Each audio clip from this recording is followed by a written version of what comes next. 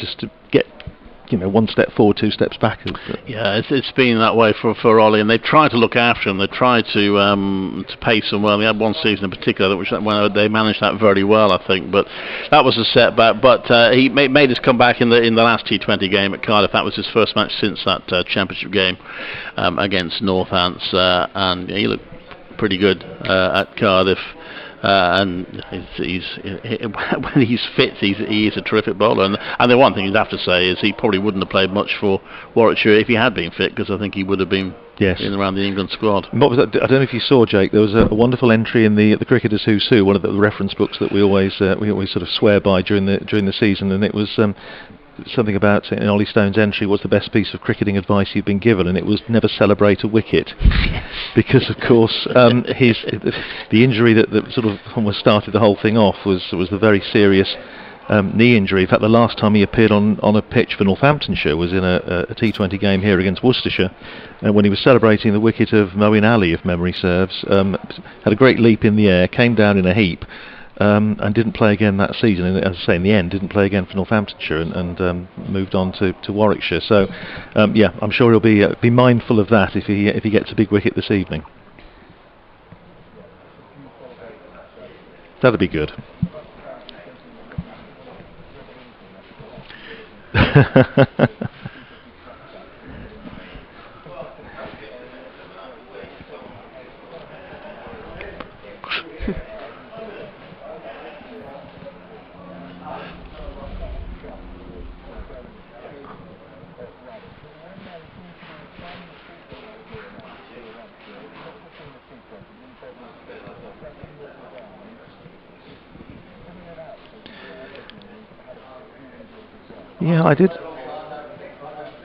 I did wonder if he might actually get a game tonight, because he was joining in the some of the pre-match practice down below us and some of the fielding practice. So I did wonder if he might actually be going to give it an outing. He played 4 T20s last season, but no, he doesn't feature in this. But certainly in the last couple of Bob Willis Trophy matches, yes, I think it's probably as simple. I mean, talking to summarisers for the last game, Phil Rowe and Ben Smith, they were saying it's just almost as simple as sorting out his length and sorting out his natural length. He's obviously 6'8", and he hasn't played a lot of cricket in England, obviously, until last year, and even last year he didn't play a huge amount. And I think he's just sorted out. He's sorted out his game a little bit, and he was very, very impressive in the last 2 championship matches. And he's one of those batsmen. He goes in down the order and he's guaranteed entertainment. Because whether he faces 1 ball or 20, there'll be a laugh in there somewhere. He sort of plants his left leg and has a swing, and if he connects, it goes a long way. But connecting seems to be slightly the issue. But obviously it's a huge season for him, because he joined Northamptonshire on a coal-pack contracts effectively are null and void at the end of this season. So he'll be hoping that Northamptonshire are going to be, keeping hold of him as an overseas player. But that's his aim. He's played for Zimbabwe in all 3 formats of the game, in Test cricket, ODIs and T20. So yeah, he's got plenty going for him. But so we shan't see him in action tonight, which is a shame.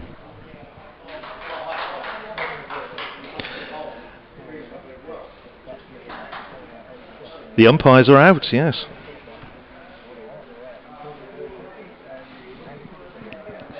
I've got to back the boys, really, haven't I? I've got to say, let's hope they've got some form in the 2 games, so hopefully they'll take that through. Warwickshire are a good side, so we've got to play some good cricket, but I'm going to back Northampton for the win.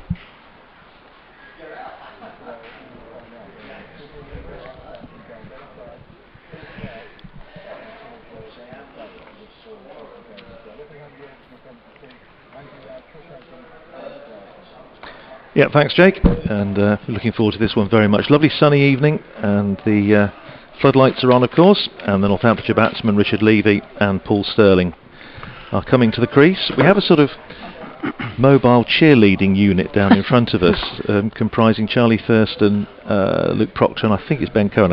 He's got his back to me. I think it's Ben, isn't he? Thanks, Trish. So they're up here, I seem to make a bit of noise and a bit of atmosphere. And head coach David Ripley's up here as well. It's going to be Tim Bresnan who's going to start the attack from this pavilion end. He's going to be bowling, let's see which end the 2 batsmen go to. Going to be bowling to Richard Levy. So Levy's going to be, the South African is going to be facing first ball. The Irishman Paul Sterling will be at the non-striker's end. Of course, 6 overs constitute the power play in this competition, with only 2 fielders allowed outside the circle for the first 6 overs. And to start with, Will Rhodes has gone for a deep square and a long leg on the boundary down in front of one of the pylons, down in front of the white seats, in front of where the old bowling green used to be. So we're just about ready. The umpires this evening are Nick Cook and Rob White, well known in these parts, both former Northamptonshire players of course. And a slip in place early on. How dearly the Bears would love to see the demise of one or both of these openers early on. As I say, happened in the match against Somerset on Sunday, when Sterling went in the 4th over and Levy went just a couple of balls later. So here's Bresnan, just about to get us underway, and he's bowling the first ball of this match to Richard Levy, and Levy's playing that back down the pitch, and Bresnan fields in his follow through, and there's no run there. Bresnan of course making his first appearance for Warwickshire against Northamptonshire in the Bob Willis Trophy, that match at Edgbaston that we've been talking about, and had a pretty handy game with 100 and some wickets as well, but in the end couldn't quite force a victory for his side. Bresnan again bowls to Levy, and Levy plays that towards mid-wicket. They think about a single, but there's not one there. Sharp fielding on the edge of the square by Will Rhodes, the Warwickshire Bears captain, and there's no run there. That's Levy played himself in then? Yes, yes, he's blocked a couple. So we've got a slip, backward point, extra cover, mid-off, mid-on, mid-wicket, all in the ring, and then, as I say, the 2 men now, deep backward square and deep long leg. As Bresnan comes in again and tickled round the corner by Levy, who gets off the mark. First runs of the match, just a single down to that man on the long leg boundary. So Levy's away with a single, and the Steelbacks one without loss as Paul Sterling takes guard. He's getting some advice from Richard Levy, who's walked the entire length of the pitch to tell him something I'm sure of great moment and import, but what it could possibly be after 3 balls I'm not quite sure. And probably what it could be about Tim Bresnan, who I suspect both these batsmen know a little bit about.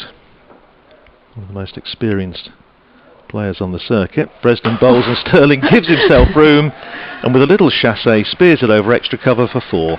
So whatever Levy said, yes, well, it was not bad, is it? He said it clearly worked, because Sterling's away with the boundary, 4 to him off 1 ball, and Northamptonshire 5 for no wicket. I think, Clive, the thing that impressed me so much watching him get those runs at Worcester, it's just the speed of his hands through the ball. It's astonishing. Yeah, that was a terrific shot, the way he made room for himself and just placed it where he wanted to. He went early. Well, here's Bresnan in again, bowls to Sterling, and this is down the leg side, and it's a wide, signalled by umpire Nick Cook.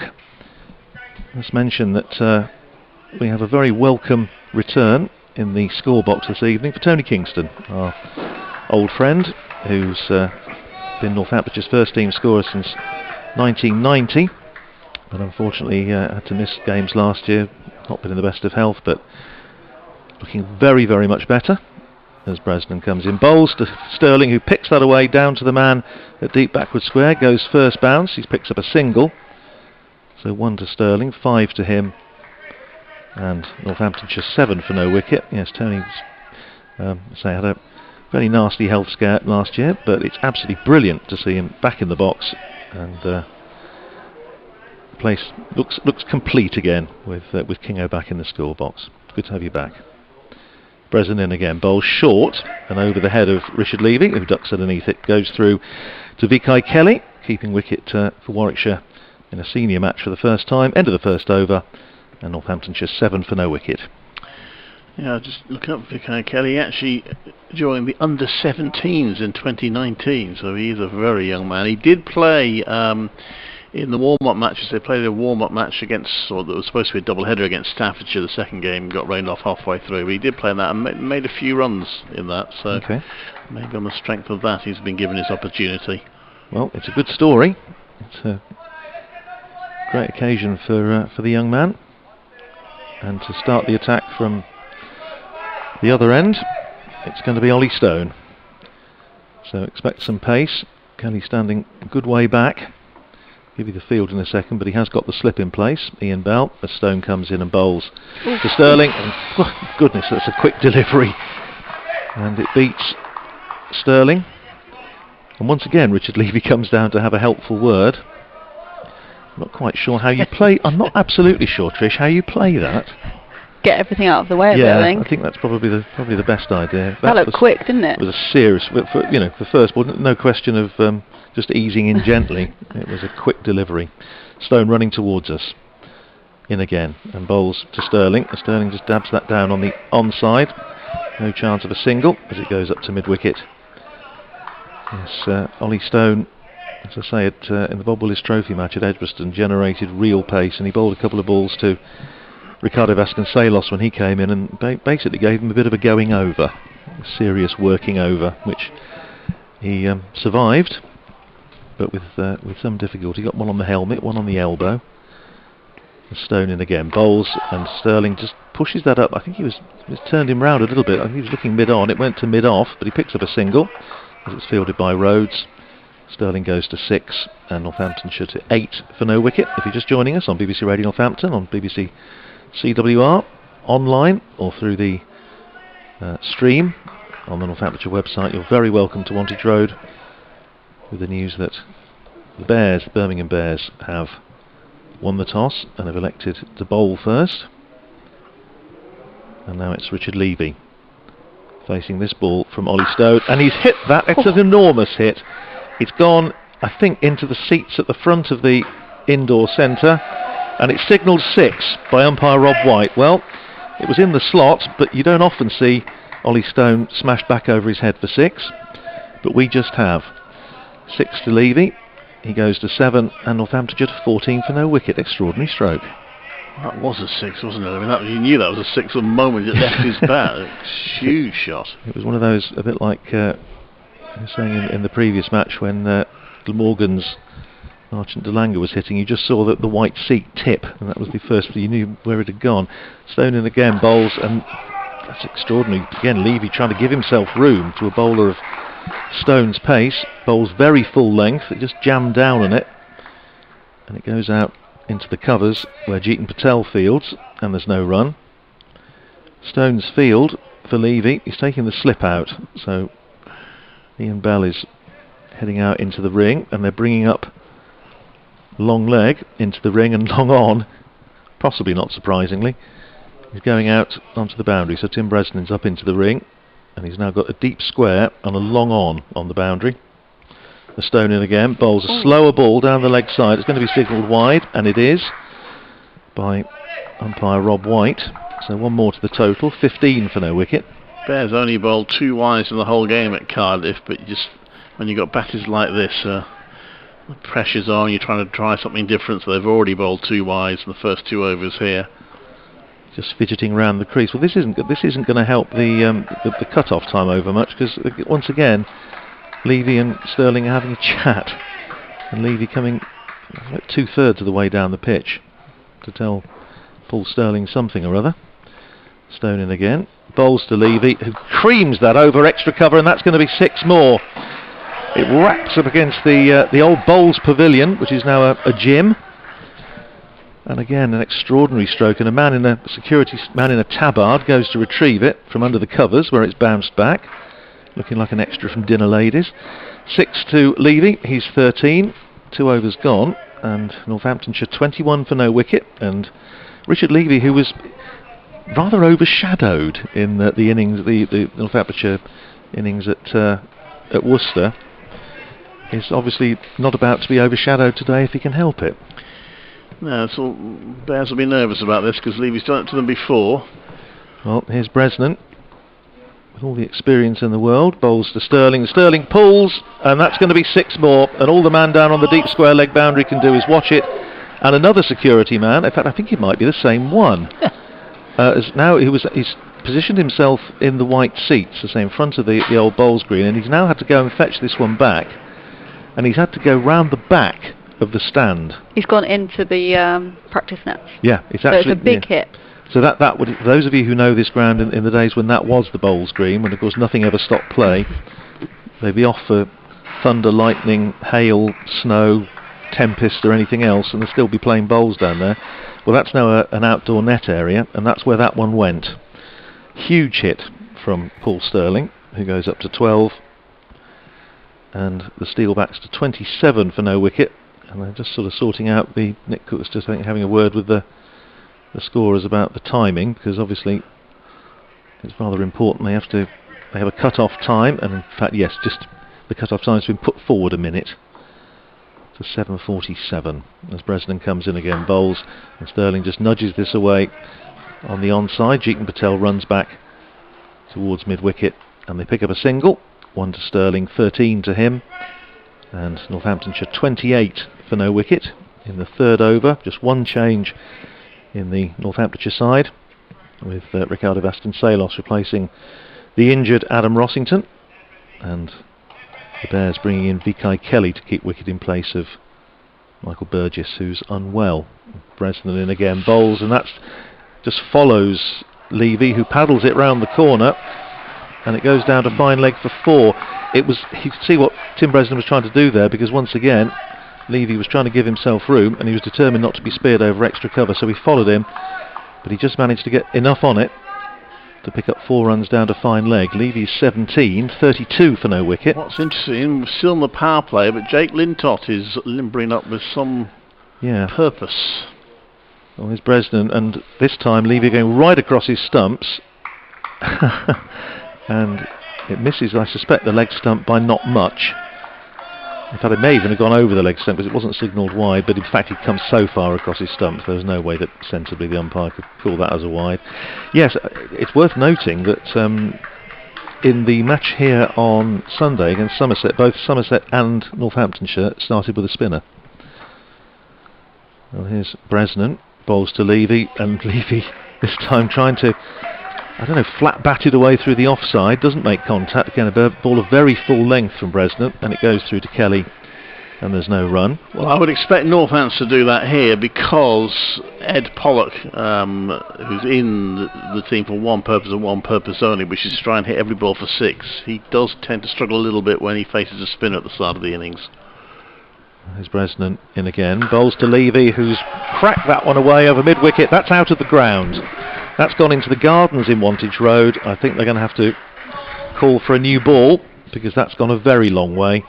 It's 6 more to Richard Levy, 23 to him, 13 to Paul Sterling, and at the end of 3 overs, 38 for no wicket. And Trish, I don't think it's probably an evening to be having a barbecue in your garden in Wantage Road, because I think you've got to have some unwanted attention from a large white cricket ball. Yeah, and unfortunately no fans to give you a heads up that it's coming. No, so yeah, it's just some good clean hitting, really, isn't it? Waiting for the ball to hit, and they're hitting them for maximum, so it's good. Well, Clive spotted that. Absolutely, we are going to have some spin, but I think it's going to be Jeetan Patel, isn't it?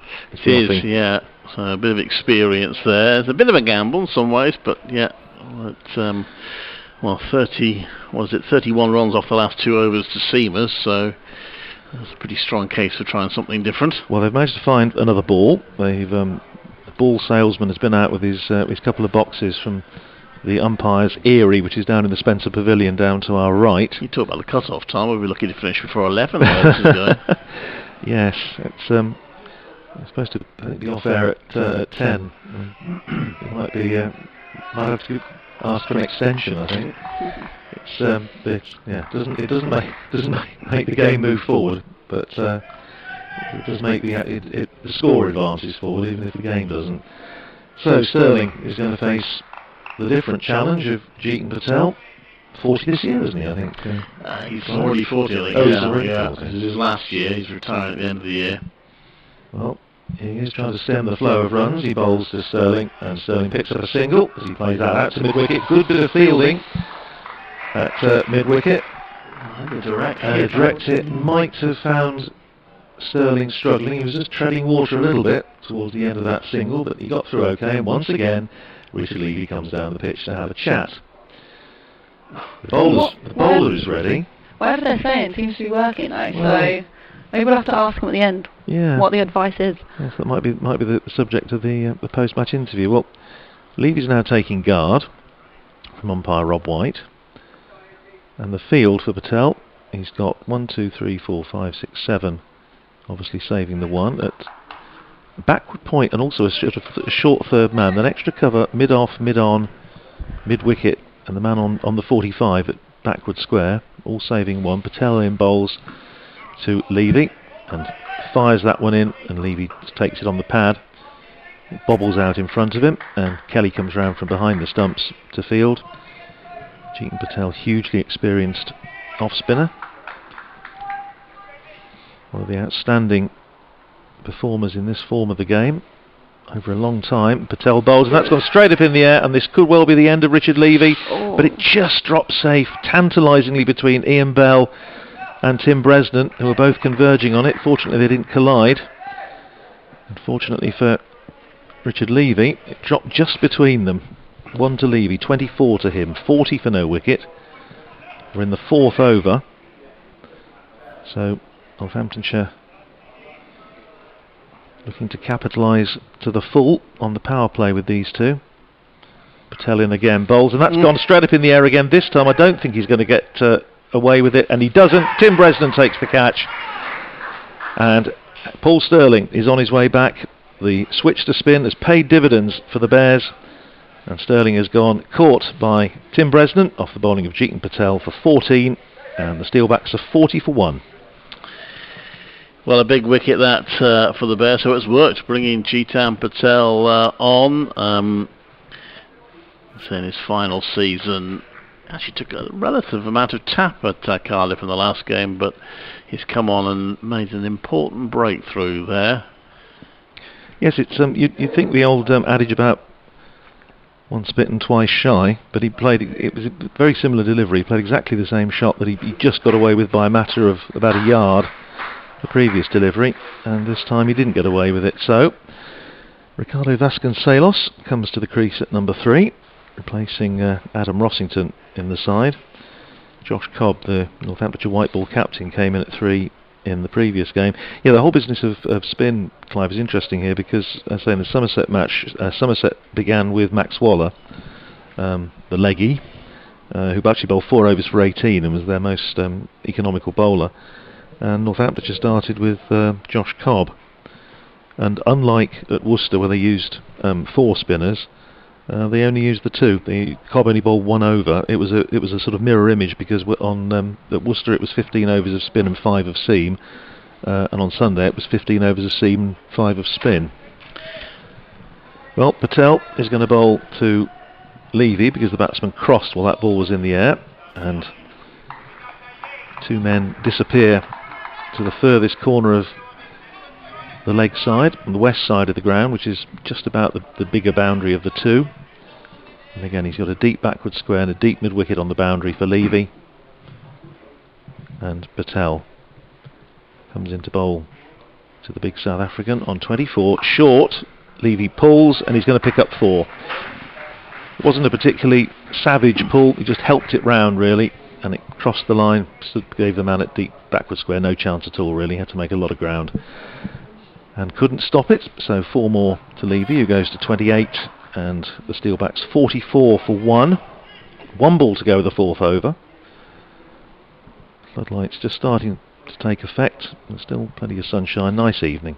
Patel bowls wide down the leg side, very wide, signalled wide by umpire Rob White, and so wide that they're able to come through for an extra wide, as Vicky Kelly couldn't take it cleanly, but that doesn't reflect on him at all. It was a pretty much impossible ball to take.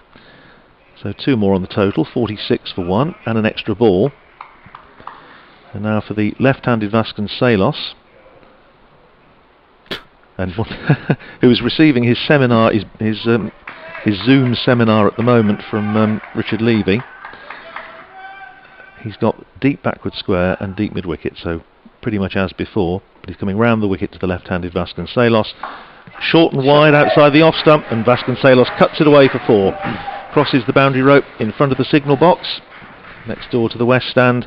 So Vasconcelos away with a boundary first ball, the 50 up. off 4 overs exactly, with Levy 28, but Paul Sterling back in the pavilion, caught by Bresden off Patel in that over for 14, and Northamptonshire 50 for 1 off 4.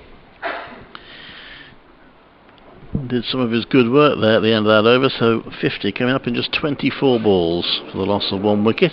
Yeah, he just dropped short a couple of times, didn't he? Which is unlike Jeetan Patel. He's usually always sort of metronomic with getting his line and length right. We're going to see Jake Lintott now. Certainly got a bit of turn at Cardiff and bamboozled the batters a bit. I thought he got away with 1 or 2, to be honest, but that can sometimes happen with a new bowler that the batters don't know much about. Well, your mission, Trish, should you decide to accept it, is to pick him from here. Not a chance. I can't pick him when I'm batting, so I'm definitely not going to be able to do it when I'm up here.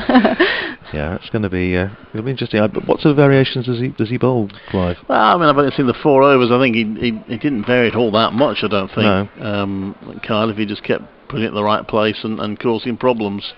Well, he's going to be bowling to Richard Levy, which is a fairly tough assignment for relatively new to county cricket, but that's a respectable enough first ball, and Levy plays it very full length and just plays it up to deep mid wicket for a single. Adam Hose comes off the boundary to field, so 1 more to Levy, 29 to him, 51 for 1.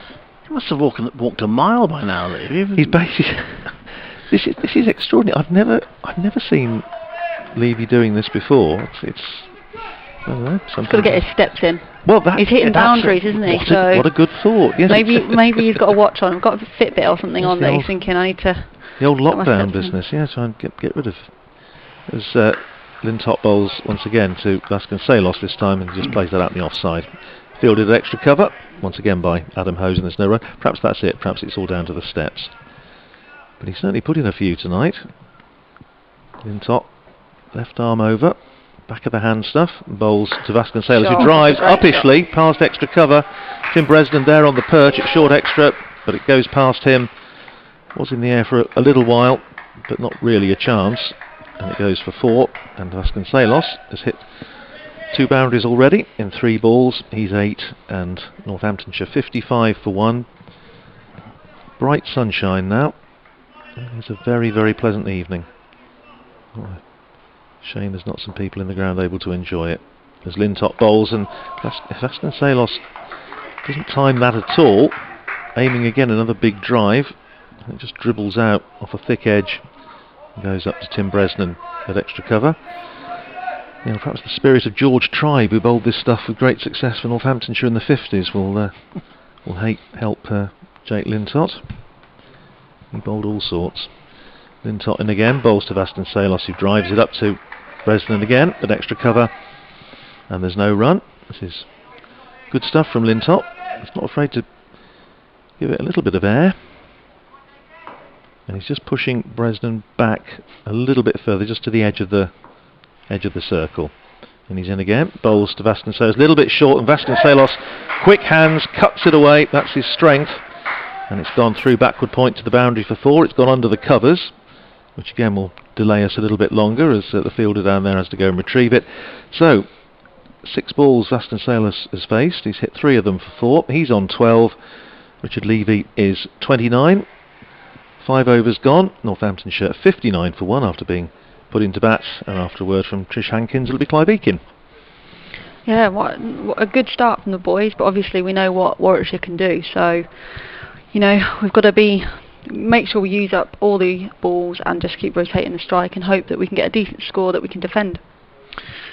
Well, Jeetan Patel, having done his job on taking the wicket, is coming off the attack, and we're going to see Henry Brooks into bowl, and his first one is slashed for 6 down to wide firm man by Sterling. Took a swing at that. I'm not sure it's exactly where he intended it to go, but it had plenty of carry, and down to third man for 6. The seamers seem to be bowling a little bit short, don't they? It seems to be sitting up quite nicely for the batters to hit, so early on when Bresnan first opened the bowling, he got a bit of swing, and so I thought he might have stuck with that length, but it went a little bit shorter and it's gone the distance. So 4th 6 for Levy. Yeah, indeed. So Brooks is under pressure somewhat now. I mean, the first ball goes for 6. not the best. The second one is a good delivery, though. He brought the Yorker length into the pads of Levy, who was trying to make room. That was a good riposte from Henry Brooks. 65 for 1, though, Northampton Steelbacks. This is going to be a big power play from them.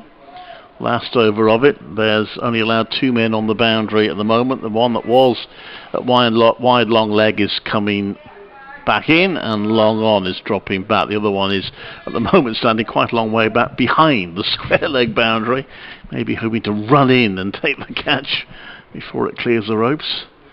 In comes Brooks, right arm over, and it is aimed to him, but it's Sam Hain. Will he reach it? Oh, what a good catch! What a good catch by Sam Hain.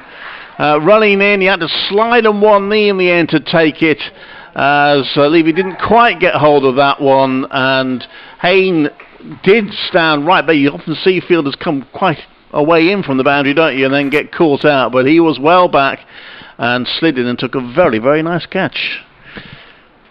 Yes, judged it well, and he called it absolutely right, didn't he? He was just he was hovering down there. It was in the air a long time, and Levy's looking rather ruefully at his bat as he walks off, and presumably he'll have to have a word with Josh Cobb as Cobb comes in. I'll have to have a little chat for a few minutes and have a little debrief. Well, not much of one, only a minor one.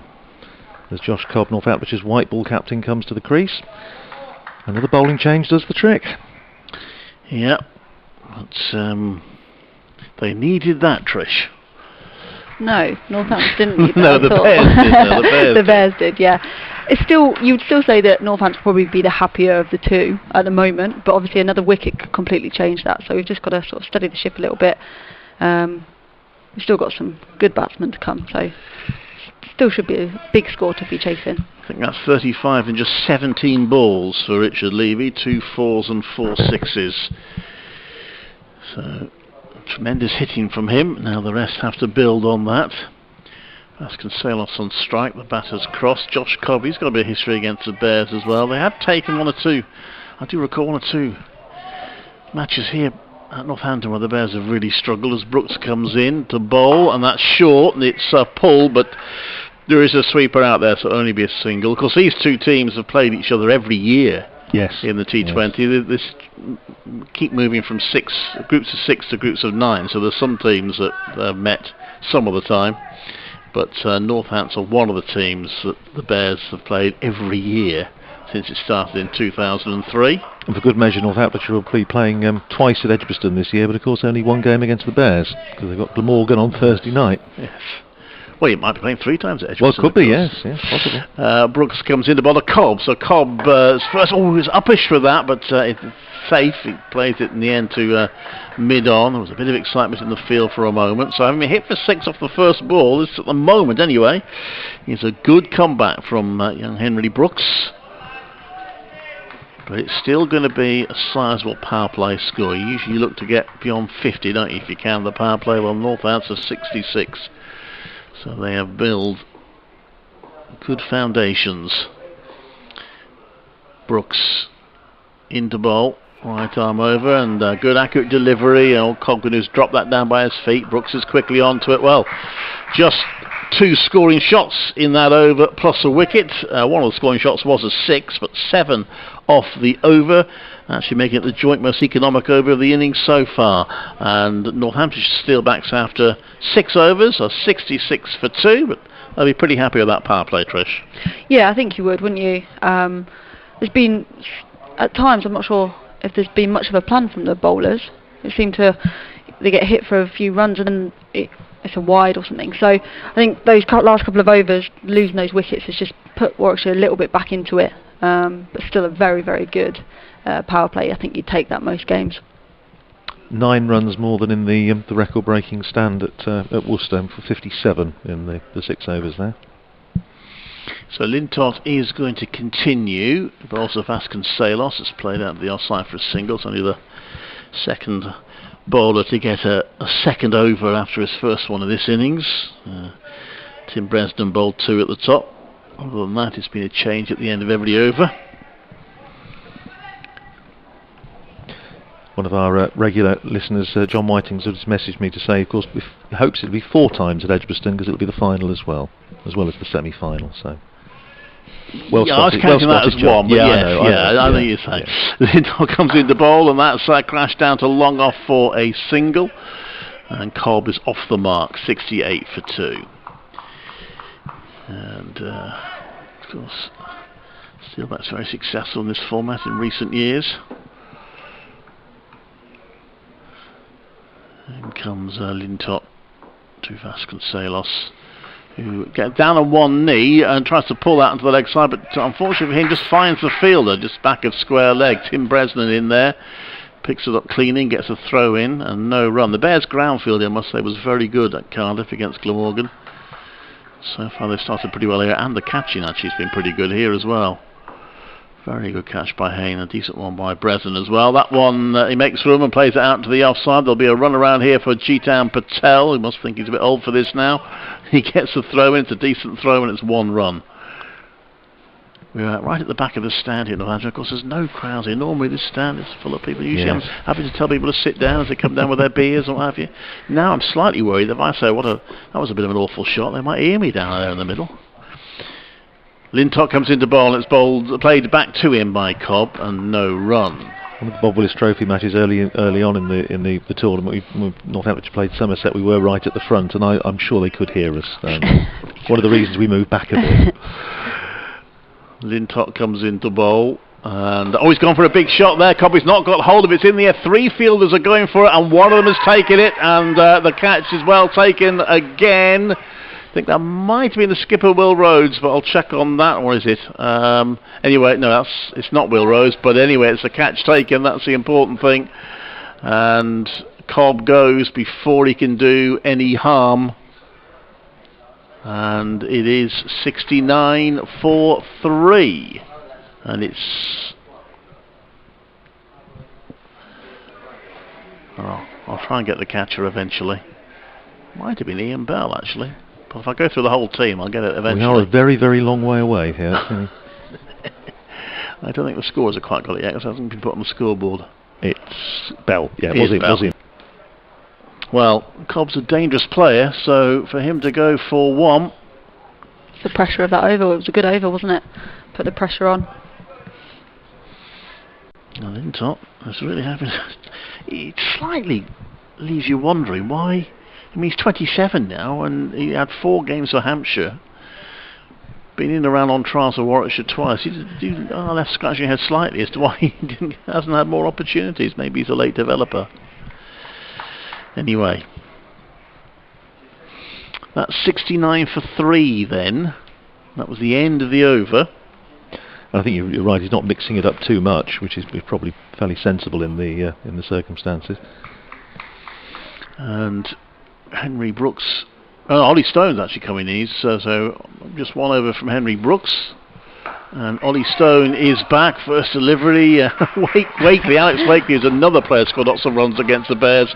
Drops the ball by his feet, and 3 Bears players, the bowler Stone, the wicketkeeper Kelly, and a fielder as well, went sprinting in to make sure that Wakely didn't think about a quick run. Or if he thought about it, he didn't go ahead with it. So Stone went for 14 in his 1 previous over, when the opening batters were thrashing the ball. He comes in now to bowl to Wakely. It's short. Wakely's pulled it down, making it a safe shot, but the fielder will cut it off, so he only gets a single. Sam Hayne in there. Quite a long outfield at that side. The leg side as the right-hander's facing it at the moment. Sun shining on much of the ground. The floodlights are on, but not at the moment, out of any necessity. 70 for 3. The Steelbacks put in by the Bears. In comes Stone to bowl, and that's good delivery. Vasconcelos just push it back down the pitch. Ian Bell feels that the case really of Northampton just having to rebuild here, Trish, after a spectacular start. They just need to make sure now that they keep wickets in hand. Yeah, that's exactly it, isn't it? You know, we went off at quite a pace. A couple of good overs from the Bears brings them straight back into it. They definitely seem up for it in the field. just from that first ball against Wakeley, all up in his face. So he's got to weather the storm a little bit and, you know, give us time to rebuild. 4 men have to be inside the fielding restricting circle at this stage. That's hit in the air beyond one of those fielders. He's going to get 2 for it, Vasconcelos. That was a very nice chip onto the 7th green. He's just hitting his bat in frustration there. It was a decent enough shot, but perhaps he felt that missed out slightly better timing. That would have gone to the boundary. I think we keep Vasconcelos a little bit of a point to prove on the basis that, of course, he wasn't in the first choice side. He's basically come in because Adam Rossington's injured, and I think he might feel that he's got a little bit of a point to prove. He's 17 off 12 balls. He's hit that one down to fine leg. There is a man out there, so it'll just be 1, taking the score to 73 for 3. The Steelbacks in the 8th over, 1 more ball of it to go. Well, they have got to be a little bit careful, Northamptonshire, because they've got Safe Sabe, who presumably would come in next, who batted well in the previous match against Somerset, and then you've got Berg, White and the 3 bowlers, so it's almost sort of 1-2 away from the all-rounders, really. We just need these 2, I imagine, to take it on a little bit. So it's Wakeley on strike now. It's a slow, short delivery. It's hit hard out to the leg side. 2 fielders out there. Henry Brooks tosses the ball to Sam Haley, gets a throw in, but good running sees them through for 2. And ending that over, 75 for 3. So 6 off the over. 8 overs gone, 75 for 3. What score are you looking for, Trish, from this point of view? This point. It's a hard one, especially with what we've got to come. I think if these 2 stick together, keep rotating the strike, you didn't have to do anything then, got 6 off it quite comfortably, and then leave the back end for some of the bigger hitters to come in. 100? You want to get sort of 180, 190, I think, especially with who you're playing. Yeah, well, runs on the board, put the pressure on. Absolutely. Steelbacks the only team in this group at the moment with 2 wins. As Lintott comes into bowl, and that's played into the big gap on the leg side. Easy single there if they want it. Vasconcelos takes up that invitation and gets 1 run. So the Steelbacks have won 2 of their 3 matches. Everyone's had a no result because the first round of fixtures, all 3 matches were rained off. So the Bears completed 1 match and won it. They've had 2 fixtures and 1 win. Gloucestershire and Glamorgan both got 1 from 3. So Steelbacks making a good start to the competition. That's a good ball from Lintott, beating Wakeley outside off stump. Wicketkeeper takes it, whips the bails off, but the batter had stayed in his crease. This is good stuff. I'm really just enjoying his work. He's bowling really well. Says he's looking forward to seeing his pupils again. But he is at the moment. He comes into bowl, and that's again gone past the bat. There is a shout for a stumping, and it's one of those ones where you can't possibly expect the umpire to give it, because it's a case of whether the foot was a milli-inch outside the line or not. But if you'd had a third umpire, you might have taken a look. Notice the umpire's not bothering to go to square leg. He's looking at it from point. So 2 good balls from Lintott to Wakeley. The next one's a little flatter, and Wakeley gets it away onto the leg side. It'll just be a single. Keen fielding again from the Bears. Takes Wakeley off strike, puts Vasconcelos on to Lintott. 2 more balls on the over to go. Just 2 runs off it so far. In he comes, ball gives up a bit of air. It's played again to that big gap on the leg side. They settle for 1. Henry Brooks gets the throw in, and it's 78 for 3. He's pretty much doing the job that Max Waller did for Somerset here on Sunday. He nearly completed his 3rd over, gone for 15 runs. Impressive. Yeah. And the wicket of Josh Cobb. He's in now to Wakeley. Again, he gives that plenty of air. Wakeley hits that quite hard to the sweeper on the leg side and gets another single. So 4 off the over, 79 for 3. That's the most economic over of the innings so far. Steelbacks still, though, have a start from which they can build. They can keep wickets in hand and have a good last sort of 4 or 5 overs. They still have the potential for a sizable score here. Alex Wakeley, Northampton's leading run scorer all time in this format. I think he scored most of them against the Bears, from what I can remember. Well, he's interesting because the first three in that list are all playing in this match: Wakeley, Levy, and Cobb. Yeah, well, the Bears' all-time run scorer is Ian Bell. So yes, absolutely. Yeah. And the all-time wicket taker by a country mile is Jitan Patel. Skipper Will Rose has brought himself on. That's him. So he didn't bowl at Cardiff. They just used the 5 bowlers, but he's brought himself on as a 6th bowler here. And his first delivery is a dot ball. It's hit by Wakeley into the offside for no run. The 5th man on that list is on the field but not playing. That's Rob White, the umpire. All right. He comes in now to bowl. And that one is hit away just into the gap onto the offside. There's a fielder quite close, sort of cover there for Rose. That was just wide of him from Wakeley. So Wakeley's on to 6, 80 for 3. So Rose giving himself the option. I mean, so far Bresnan has been, we had one particularly expensive over. He went for 17, so he's gone for 24 off 2. Stone's gone for 20 off 2, so he's given himself the option of not having to use all his bowlers for all 4 overs. He comes in to bowl, and that's a wideish delivery. It might even have been a wide if the batter had not got back to it. Vasconcelos was trying to run it down to 3rd man, but he couldn't quite get it fine enough, and it went straight to Tim Bresnan, so there's no run.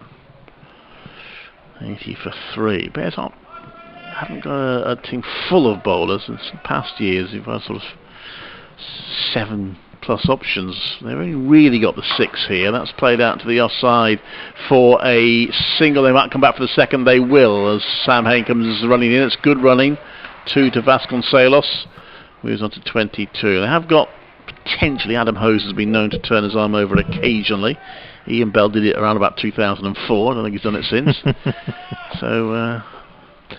Southampton have got 8 bowlers that could bowl. Really just the 6.5 for the Bears, really. Rhodes bowls, and that's played out onto the onside for a single by Vasconcelos, who's on to 23. And it's 83 for 3.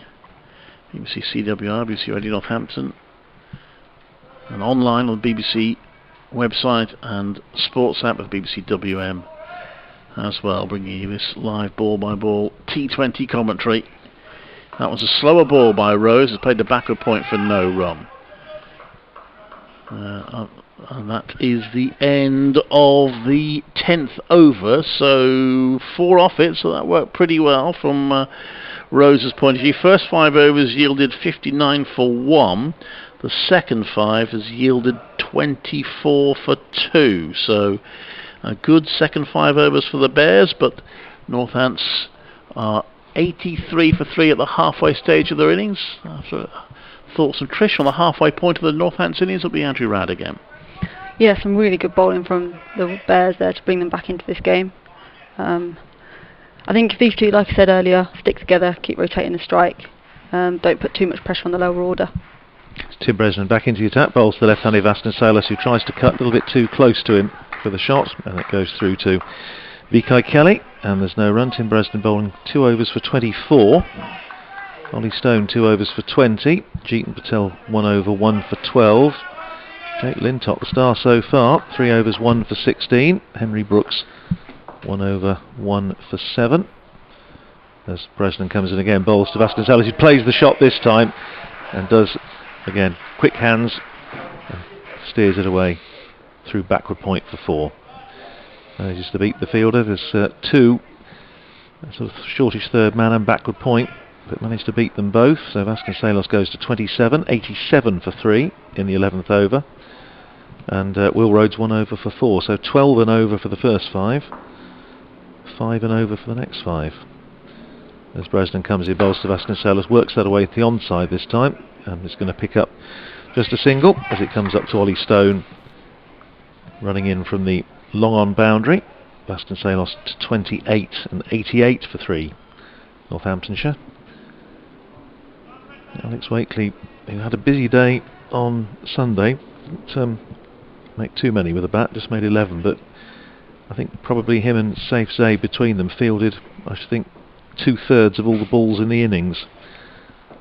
And his face is this ball and he's bowled. Yeah. And Wakeley looking to pull. It kept to keep a little bit low. Just hurried through, and his off stump's been knocked flying, and Northamptonshire's leading run scorer in the competition, hasn't added too many to his tally. He's out for 6, bowled by Tim Bresnan, and in the 11th over, Northamptonshire are 88 for 4. I just seemed to keep low, didn't it? It did. Yeah. I wonder whether maybe that all the sixes early in the innings, other batters are finding it difficult to get going, and that could have done some serious damage, those early knocks from Sterling and Levy, because I wonder whether chasing on this pitch might be quite testing.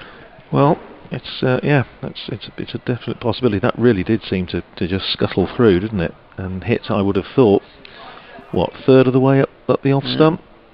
I doubt it was half stump high. I'd be interested to see it on the replay on the stream. But anyway, the off stump was not flying, and Alex Wakely's out, and now Safe Zabe comes to the crease at number 6. So played an outstanding little game for Northamptonshire on Sunday, both with the bat and in the field. 28 not out of 13 balls, fielded extremely well, took one very good catch and one good catch, and thoroughly enjoyed the experience, as he was telling BBC Radio Northampton listeners afterwards. And he's facing his first ball from Tim Bresnan, and he steers that away to get off the mark, just dabs it down towards third man, and he picks up the single.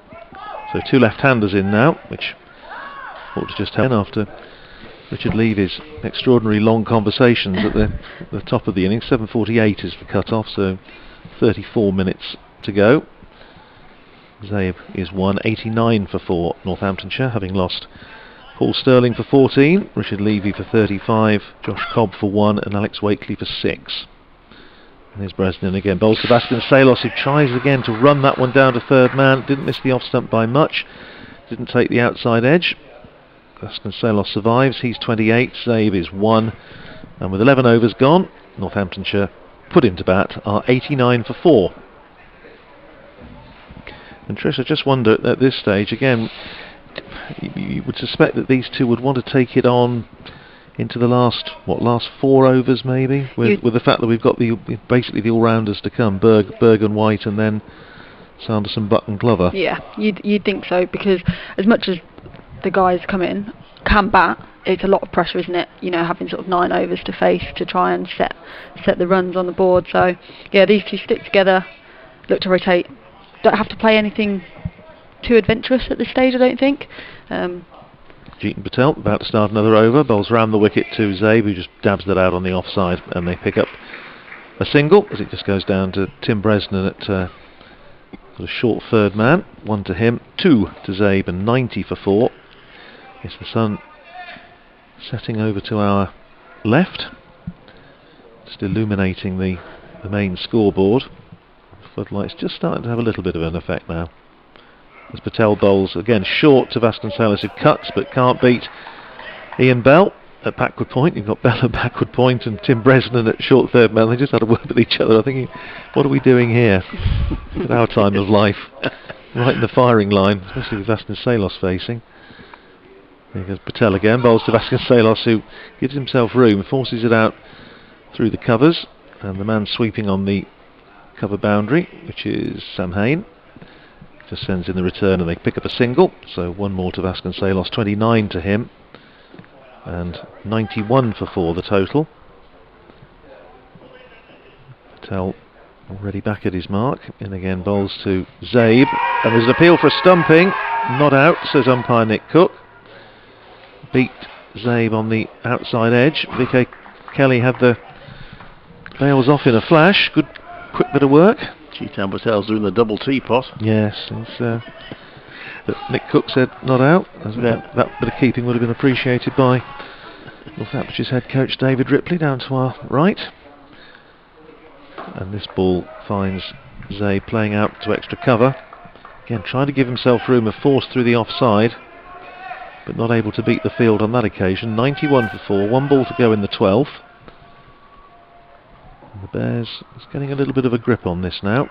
He bowls to Zabe, who just plays it easily, casually to backward point, but no chance of a single. Ian Bell fields, end of the over, 2 to Zabe, 29 to Vasconcelos, 12 overs gone, 91 for 4.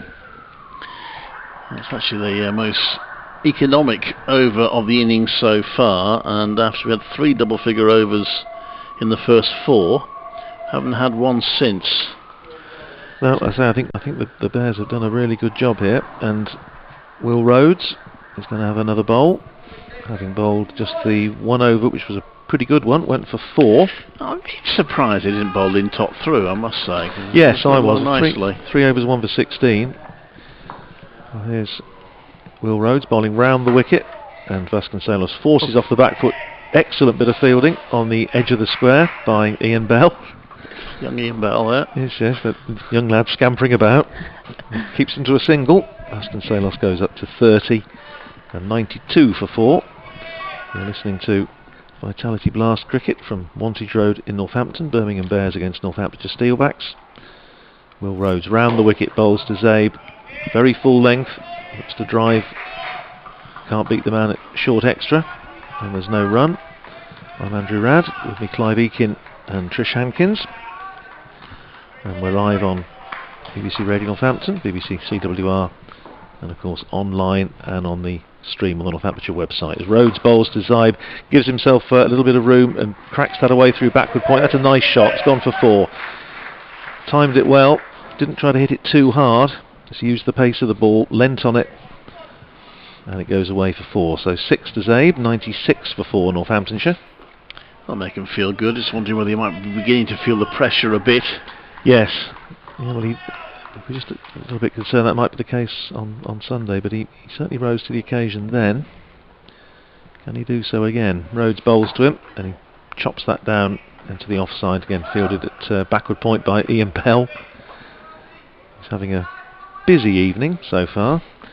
The pressure's definitely on the Steelbacks at the moment, isn't it? It After they've all sat there in the dugout, seen the Sterling and Levy hitting all the 6s at the beginning. 30 runs in the last 7 overs as Rhodes comes in, bowls, and he's just about cleared the man at backward point. The aforementioned Ian Bell goes down towards the third man boundary, wide third man, and he picks up 2 runs. Was uppish cut by Zabe, but just managed to clear the man at backward point. If it had been Blessing Musrabani at 6'8", it might have been a catch. Or Ollie Hannon Dolby. Or Ollie Hannon Dolby, yeah, but it wasn't. So they pick up 2 runs, 8 to Zabe, 98 for 4. And Rhodes in again, bowls to Zabe full toss, drives up towards mid-off, and they pick up just a single as Tim Bresden makes good ground to field. 1 to Zabe, pinches the bowling, he goes up to 9, Vasconcelos on 30. And with 13 overs gone, Northamptonshire are 99 for 4. Reminds me of big semi-final at the Oval between Surrey and Worcestershire once, where I think Surrey needed 4 off the last ball to win, and batter hoiked it into the air right to the far boundary, and the one man out there was Tom Moody. Just raised a hand and caught it. Anyone else would have floated straight over their heads for 6. Texas Tom plucked it out of the air. Jeetan Patel is going to bowl his 3rd over. 2 overs, 1 for 14 so far. He's bowling to safe Zabe, round the wicket. Zabe plays that away on the onside, again uppishly, but there's nobody in the ring in front of square on the onside, so he picks up an easy single as it goes to the man coming in from the deep mid-wicket boundary. On the other hand, he's got 3 in the ring on the offside. He's also got a man just round the corner, saving one at backward square. Zabe double figures, 100 up, 100 for 4. Bowls this to Vasconcelos, who sweeps nicely. I think that's gone for 4. It has. Yeah, he placed that well, because as I say, he got the man at deep backward square, and he got the man saving the one at 45. And that managed to elude both of them and went to the boundary. 34 to Vasconcelos, who's faced now, I think, 26 balls, 104 for 4. 100 came in 79 balls. Patel bowls, and Vasconcelos looks to pull. That comes off maybe just the thigh pad. We'll see if it's got any bat on it at all. If it goes for a single, and it doesn't, it's signalled leg by umpire Rob White. Total up to 105 for 4. Sorry, Clive. So I was going to say, the 100 came in 79 balls, so the second 50 came in 55. On the other hand, that last over was the best over since the 5th over for Northants. 8 off it. And here's Patel, bowls to Zabe, who again makes use of that big gap on the onside, and they run through for 2. That's very, very good running. These two are quick between the wickets, and again with nobody in front of square saving one on the onside, there's a huge yawning gap, and Zabe exploiting it well there, picks up 2 runs, 12 to him, 107 for 4 in the 14th over, after The Bears won the toss and put Northamptonshire in. Patel in again, bowls to Zabe. Plays a little check drive out into the offside. They pick up a single as it goes out to extra cover, where Will Rhodes, the Bears captain, fields. One more to Zabe, 13 to him, 108 for 4. 9 off the over so far. And again, without doing anything particularly violent. Field, he's still got those 3 men out on the leg side. Bowls to Vasconcelos, just swears him up a little bit. Looking onside, goes off a leading edge back down the pitch safely enough. And it's fielded by the bowler. End of the over, 108 for 4 after 14, with Vasconcelos on 34 and Safe Zabe on 13.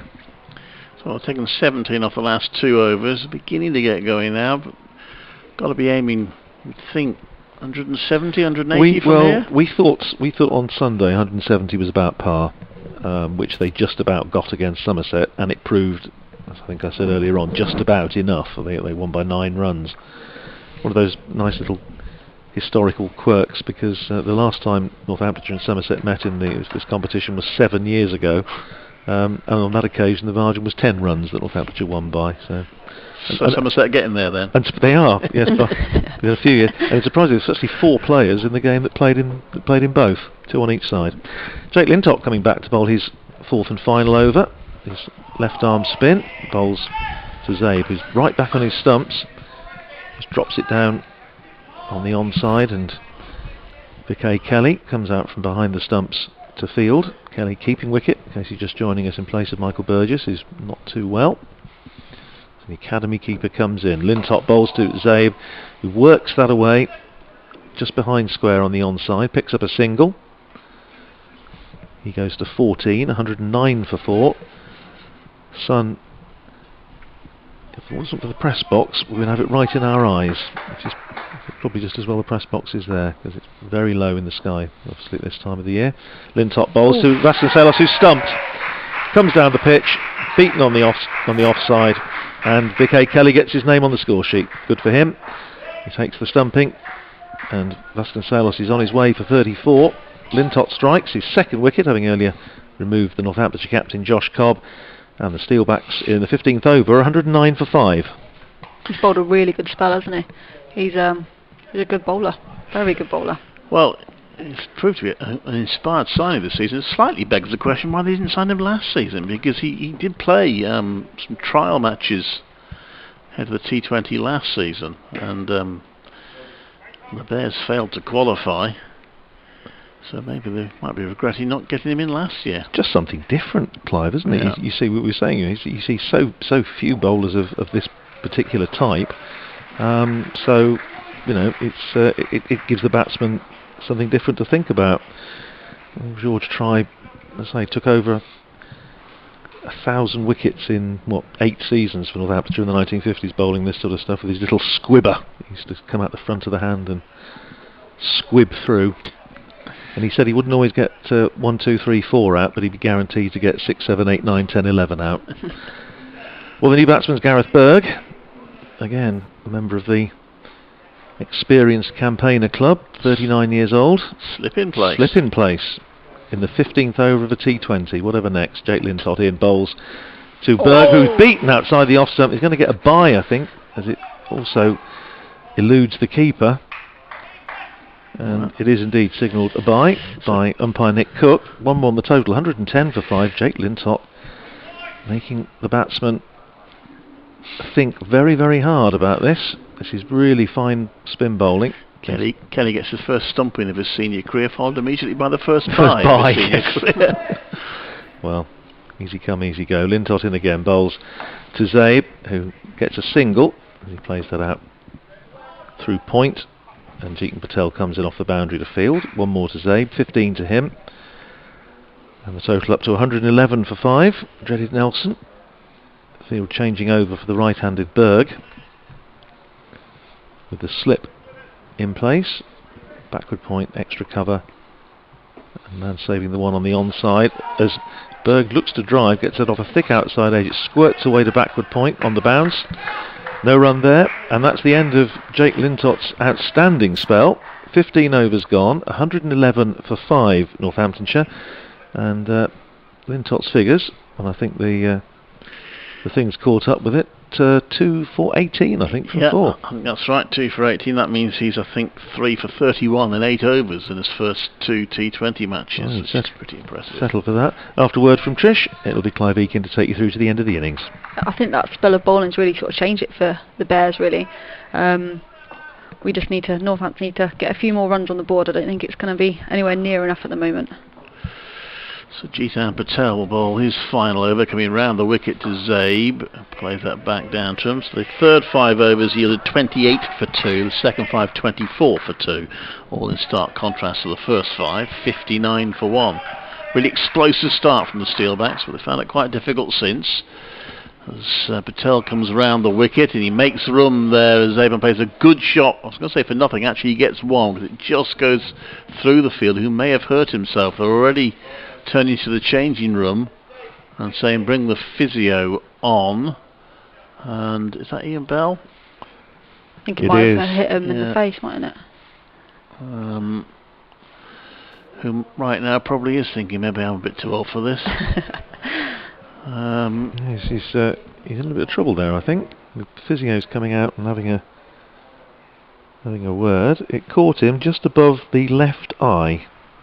I hope it doesn't close the eye. Yeah, just like it's just on that, not the temple, thankfully, but just a little bit above the eye. And he's sitting down at the moment, and the physio's having a chat with him, presumably going through some of the sort of concussion protocols that they do. He looked to be making a good stop. He's right by one of the old pitches. I wonder whether he might have just hit a divot and bounced up at him. It wasn't going at any real pace, though, was it? So no. Hopefully it won't be anything too serious. He's on his feet. I suppose it's just a question of whether he has any swelling there. Whether he can persuade the physio. He still knows what 2 and 2 makes.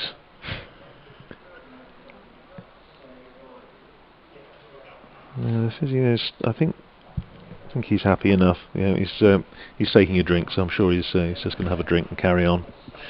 But that was it was funny, wasn't it? It just came. As he said, there was no pace in the ball, but I think you're right. I think it just came up off one of the wicket ends in one of the practice pitches that when they've been doing middle practice. I think that's what that's come up off. But he's okay. Well, there's one run at the end of all that. Zabe is on 16, 112 for 5. Early in the 16th over.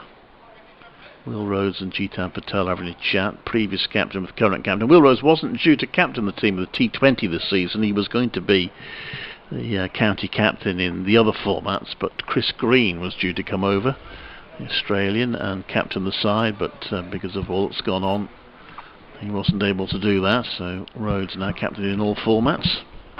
Jitan Patel having stepped down at the end of last season. He comes into bowl onto the onside for a single. I think he just got fed up with doing interviews with me at the end of the day's play. Jitan Patel, he always looked pretty tired after hard work and then had to come and talk to me. So he's handed that responsibility to Will Rhodes. You didn't have coach days. Well, yeah, that's the thing. It's always the captain or the coach when things have gone badly. Yes. I feel terribly guilty about it, but that's just the way it is. Jitan Patel bowls, and that's played out to the outside. It's a good stop for a single. And that's Sam Hain in there, has fielded well. 113 for 5.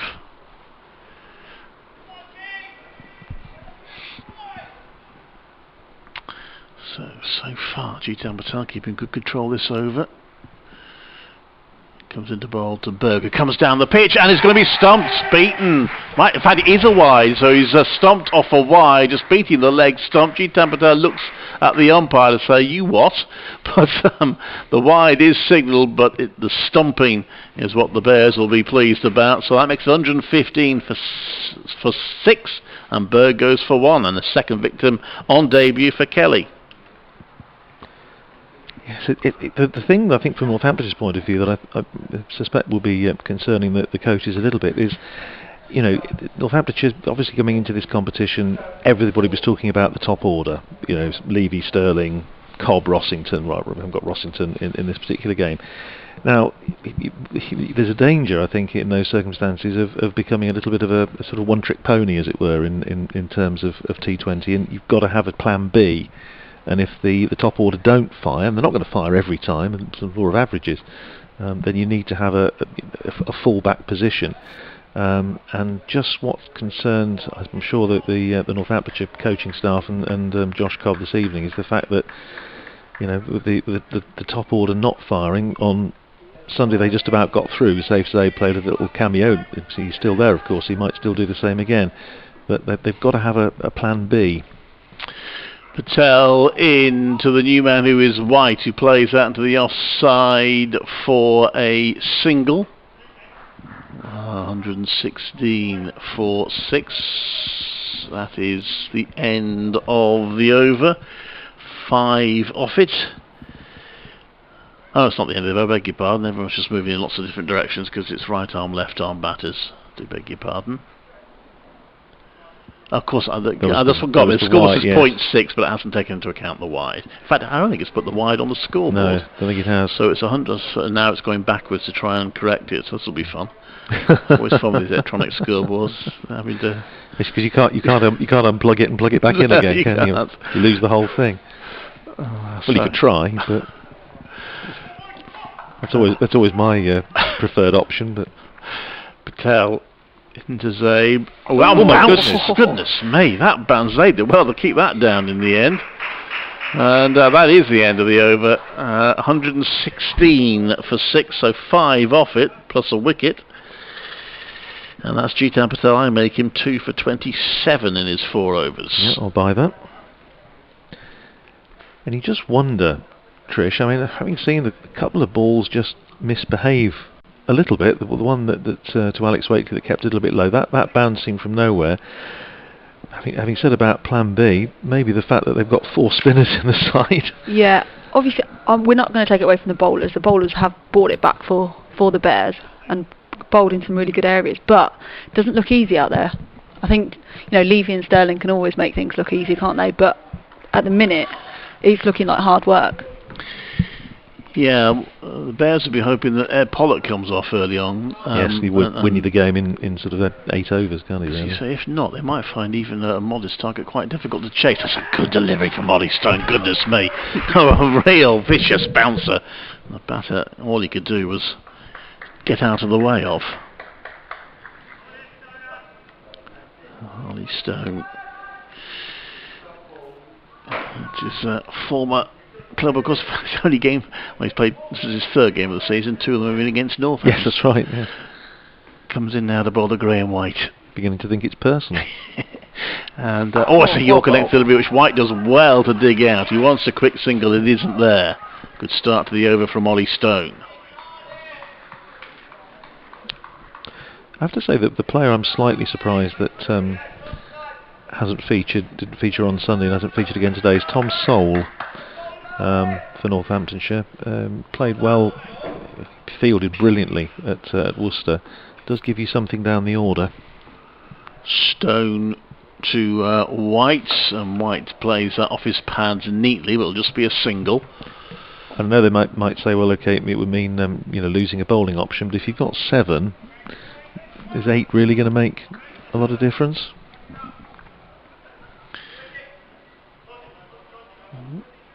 And Tom Sole does have the advantage that he's such a fine fielder that he can save you 15 runs and be almost in surplus before he goes out. I always think that's really important. Yeah, it is in this form of cricket, unquestionably, and took really good catch as well to get one of the important wickets on Saturday. Stone into bowl, just on the leg stump there of Zabe, and there's a big gap there, so they think they might be able to get 2, but again the ground fielding's good. Henry Brooks sprints in and gathers it, and it's just the 1 run. 118 for 6. Northampton will be having to adjust their ambitions here. 150 looks a bit far away at the moment. It does. Just 4 wickets left as well. Stone to White, and White was a crashing shot, but Stone got his hands to it. In fact, he thinks he might have been close to running out the non-striker there, because he got a hand to it, deflected it just wide of the stumps. I'm not sure that Zabe was out of his crease actually, but anyway, they get a single. It's a powerfully hit shot, but only 1 for it. 119 for 6. Yeah, Sol took a brilliant catch in the deep to get Jack Haynes, who was Worcestershire top scorer, diving in. One of those awful ones where you don't know whether to go for it or not, and he dived forward and took it. Terrific catch. So 3 off the over so far. Can they hit the boundary off the last ball of the over, which so often happens? He certainly tried. He has. It's a good shot, just a bit short from Stone, but pulled by Zabe very nicely. 2 fielders out there. He's dissected them both. Why is it, Trish, that the last ball of the over so often goes to the boundary? Because I think you think, oh, I've made it through, not going for many runs, and you're under a bit of pressure, aren't you? It's the most frustrating thing. Frustrating for a captain as well, isn't it? Yeah. Very annoying. So 7 off the over, and if they carry on like that, it would be just over 140, but they can make it 10 and over from the last 3 and get themselves to 150. That'll certainly be testing. It'll be less than they would have hoped for, but I say the Bears didn't find the target of 141 at Cardiff easy. They won in the end with an over to spare, but only after the 19th over proved so lucrative. Henry Brooks returning to the attack to bowl, always bowl the wide down the leg side. That is, I think, the 4th wide of the. In fact, there's 6 wides from 5 deliveries. I make it. That's a one for 2, didn't it? That's right. There was a stumping of that. So they've conceded more wides than they did in the last game. Just the 2 wides against Glamorgan. Just missed the Yorker slightly, didn't he? It was very, very full length and didn't quite get the line right. So he comes in again to bowl to Zabe. That's short. Zabe pulls it, misses. All the wicketkeepers tipped it over the bar. Hope the batter missed that. Otherwise, Kelly. Oh, he didn't. Dear me, that Kelly will be disappointed with that one. That was a chance. A bonus for Graham White. He's taken 2 stompings, Kelly, but he'll be disappointed not to have taken that catch. White and Ollie Stone, of course, would have been on the Northamptonshire staff together, going way back, and on the academy and so on. So Brooks round the wicket to bowl to Zabe. And what's a wide? That's going to be called a wide on the offside. Well, Brooks turns and stares at the umpire, but I don't think he's got much argument there. Patter didn't move his feet much, but it was still pretty wide. When Ollie Stone was bowling so well in that Bob Willis Trophy match, I asked Rob Keogh, who was playing, who also would have been on the Northamptonshire staff at the same time, whether Ollie Stone ever had a word with him, and he said, well, he tries to, but he's too nice. He's too nice to have a go, because he's such a nice fella.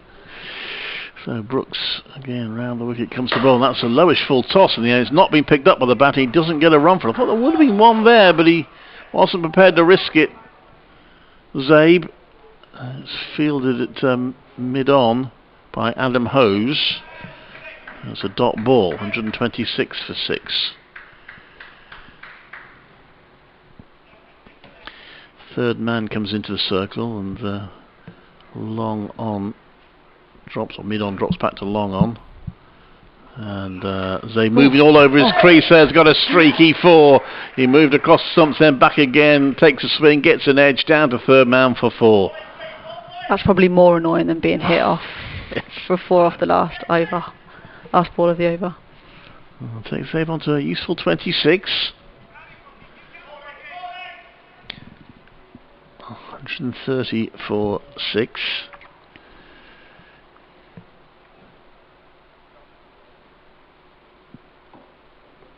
And Brooks again coming round the wicket. Well, Zabe makes room, has a big hoik of that and misses it. And Kelly takes it again. Might not have got up as much as he expected. Just rehearsing when he was trying to do the sort of square cut shot. 130 for 6. They've taken 7 off the over so far. Still 2 balls to go. So I can still make this a pretty good over from a Northants point of view. And Brooks, again, Zabe trying to put him off, moving across his stumps. It's straight down the ground for 4. You like that shot, Trish? Yes. I don't mind being hit down like that when I'm a bowler. I don't mind that at all. Well, it was a proper cricket shot. Proper cricket shot, definitely.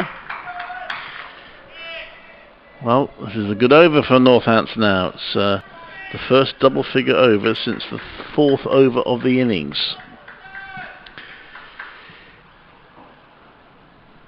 And Brooks' last ball of the over. We'll be glad to get it completed, and he's gone for a big shot there, Zabe. I think he's going to get a leg by. He didn't make contact, come off his pads. Did he get a bit of ballot? No, it's a leg by. But it's 12 off the over, so a decent over there from Northampton's point of view. 2 overs to go, 135 for 6, I think it is. Yes, 135 for 6. And more importantly, safe on strike. So hopefully we can get a good over under our belt on this one. So Ollie Stone's final over. Who will bowl the last over? I suppose it will. Well, it could be Bresnan or Brooks or Rhodes.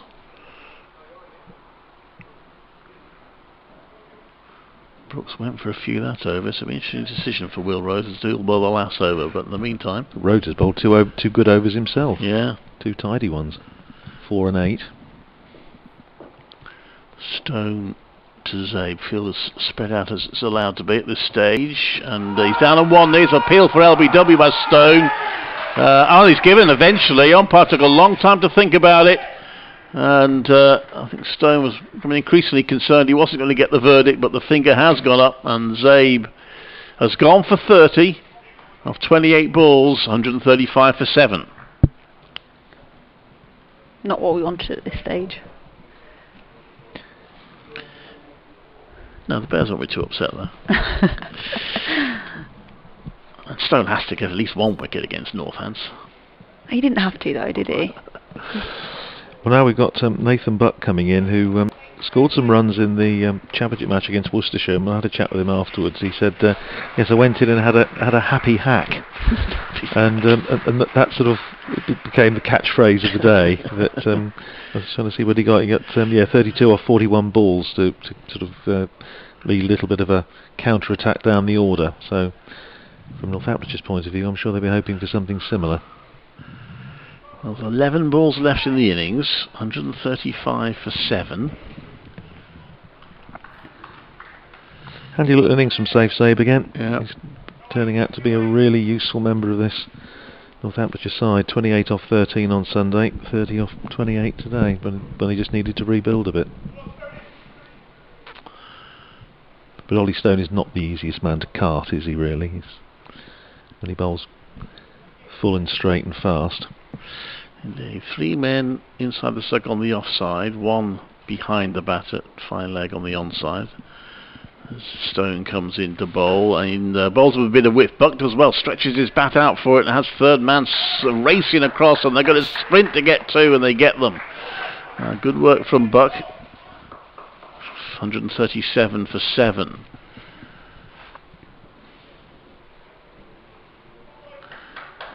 Stone runs his fingers through his hair.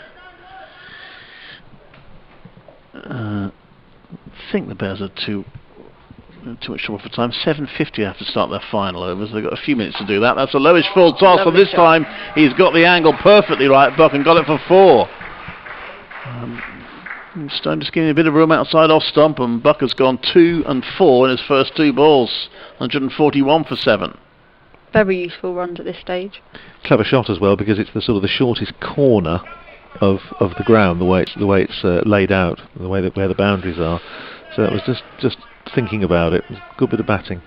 Just used the pace of the bowler, didn't he? Yeah. Just past the cricket school where the old football pitch used to be. Oh, happy days.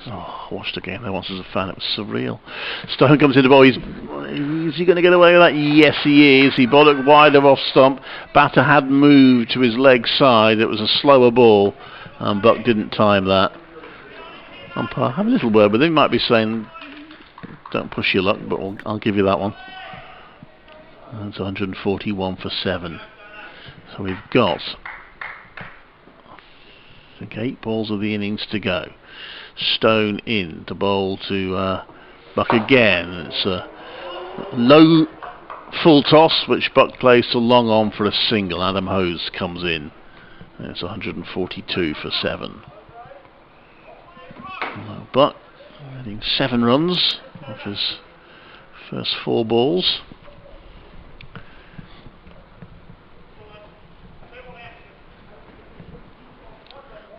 Brings White to the crease. And long leg is dropping back to the bound. A long fine leg dropping back to just back of square. And the man on the square leg boundary is a 4 men inside the circle on the offside. Stone comes into White. It makes room, but it's a good bouncer from Stone. If White had managed to make contact, he could have lifted above the wicketkeeper for 4, but it bounced over his bat. And in the end, damage limited there by Ollie Stone, getting a wicket off the first ball of the over helped. 7 off it, 1 over to go. 150 perhaps is the sort of total they might be heading for. 142 for 7. And now the question is, who's going to bowl the last one? Indeed. Plenty of options. Well, Brooks, captain like himself, Brooks. or Bresnan. Looks like he's going to stick with Brooks.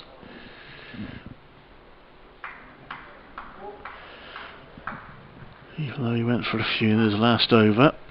So I make Ollie Stone 1 for 34 in his 4. Yeah, that's it. So, last over of the innings. Henry Brooks to bowl to Nathan Buck. He bowls it right into the toes of Nathan Buck and made room on the leg side, but dug it out really well. He's got one. He's coming back for the second, and is he run out? No, he gets there. Good running from Nathan Buck.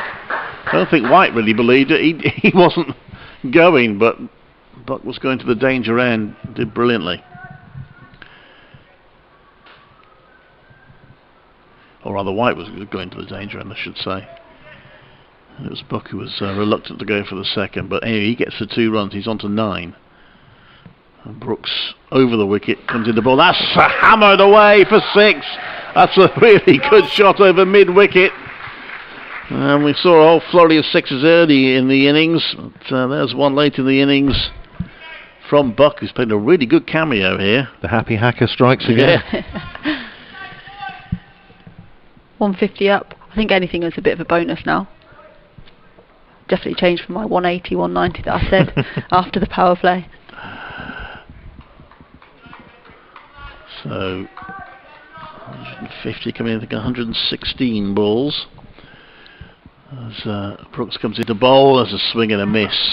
It means the third 50 took 37 balls. So the first took 24, second took 79, and the third took 37. So they have picked it up a little bit in these closing overs.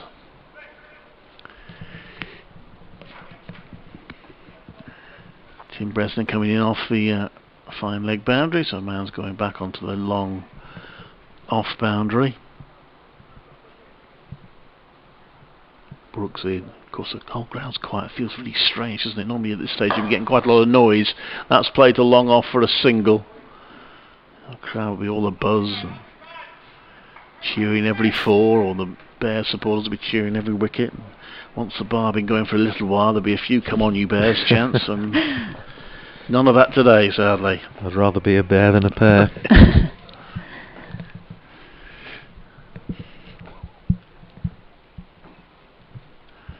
So Brooks to bowl to White. Oh, White's tried to improvise now. This is going to be an interesting one. Oh, he has signalled that wide. I always think that's a question. When it was definitely wide in terms of being past the mark, but the batter moved so far across, the argument might be, isn't the bowler entitled to follow him? However, the umpire has signalled it wide. It's a batter's game. Yeah. 150. I don't think that's gone yet, has it? So 153. Or maybe it has.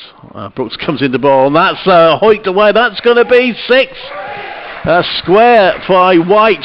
Just he leant back and put everything into that, and that is flown towards the old. Was that a refreshment stall there? It used to be the old, well, it was the old school, but it was the printing press under there, and the little groundsman's area. But, so it probably come back covered in oil and whitewash and fertiliser and heaven knows what else. So 158 for 7. Can they get it to 160? Final ball to come. It's a good finish. Taking 16 runs off the final over. They won't get any more though, as he tried to launch on over the wicket keeper. Shortish delivery, he missed it. He's furious with himself, White, but he needn't be, because that was a good last over. 16 runs taken off it. And at the end of the Northampton innings, they have got a challenging score, I would suggest, 158 for 7 in their 20 overs. What do you make of that total, Trish Hankin? Well, I think if you said when we first started we'd only get 158, I think we'd say that we were a bit disappointed, but I think after everything that happened, it started to look quite hard out there. So a good finish from the boys, competitive, something to bowl at, I would say. Well, we just I can recap the score card for you while we're just waiting for all the bowling figures to come. I'll also bring you up to date, of course, with what's happening in the England versus Pakistan T20 match, the third match of the series, which is on tonight. But first to go was Paul Sterling. He was caught Bresnan, bowled Patel for 14. That was 40 for 1 in the fourth over. Richard Levy, after hitting 35 off 18 balls with 4 sixes, was caught by Hayne. Good catch at deep square off Brooks for 35. That was 65 for 2. Next to go was Josh Cobb, the Northamptonshire white ball captain. Caught Bell, bowled Lintott for 1. That was 69 for 3 in the 7th. Alex Wakely, having his off stump knocked out by Tim Bresnan, he made 6. That was 88 for 4 in the 11th. Ricardo Vasconcelos stumped by B.K. Kelly off the bowling of Jake Lintott for 34. That was 109 for 5 in the 15th. First dismissal in the senior cricket for Kelly. Then Gareth Berg was another victim for him, because he was stumped again by Kelly off Patel, this time for a single. That was 116 for 5. Save, useful little knock from him, LBW to Ollie Stone for 30. That was 135 for 7. He made 30 off 28 balls. And then that useful little partnership at the end, which added 23 off the last few balls, with Graham White not out 10. Buck not out 16, Buck facing just 8 balls.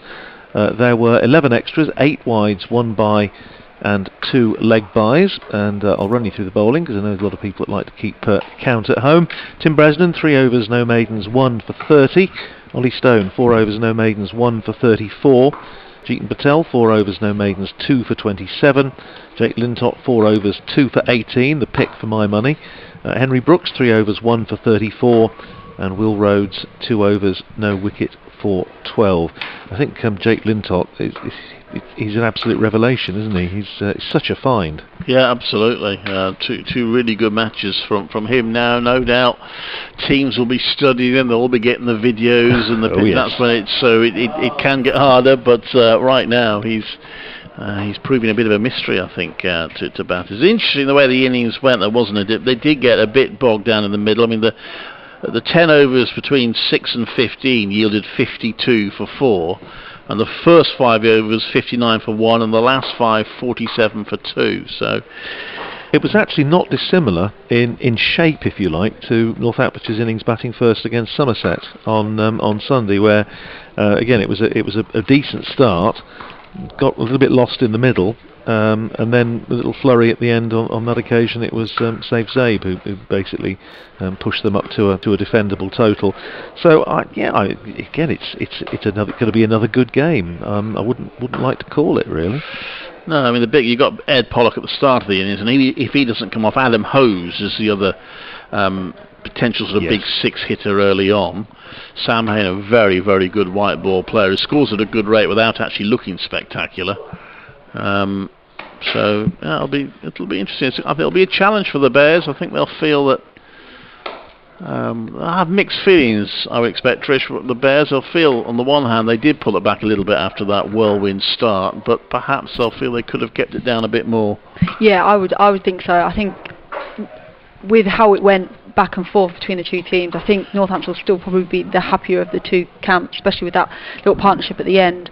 Runs on the ball is always pressure on, isn't it? And with the light sort of starting to take effect, hopefully the boys can do something with the ball and have the pressure on throughout and take regular wickets.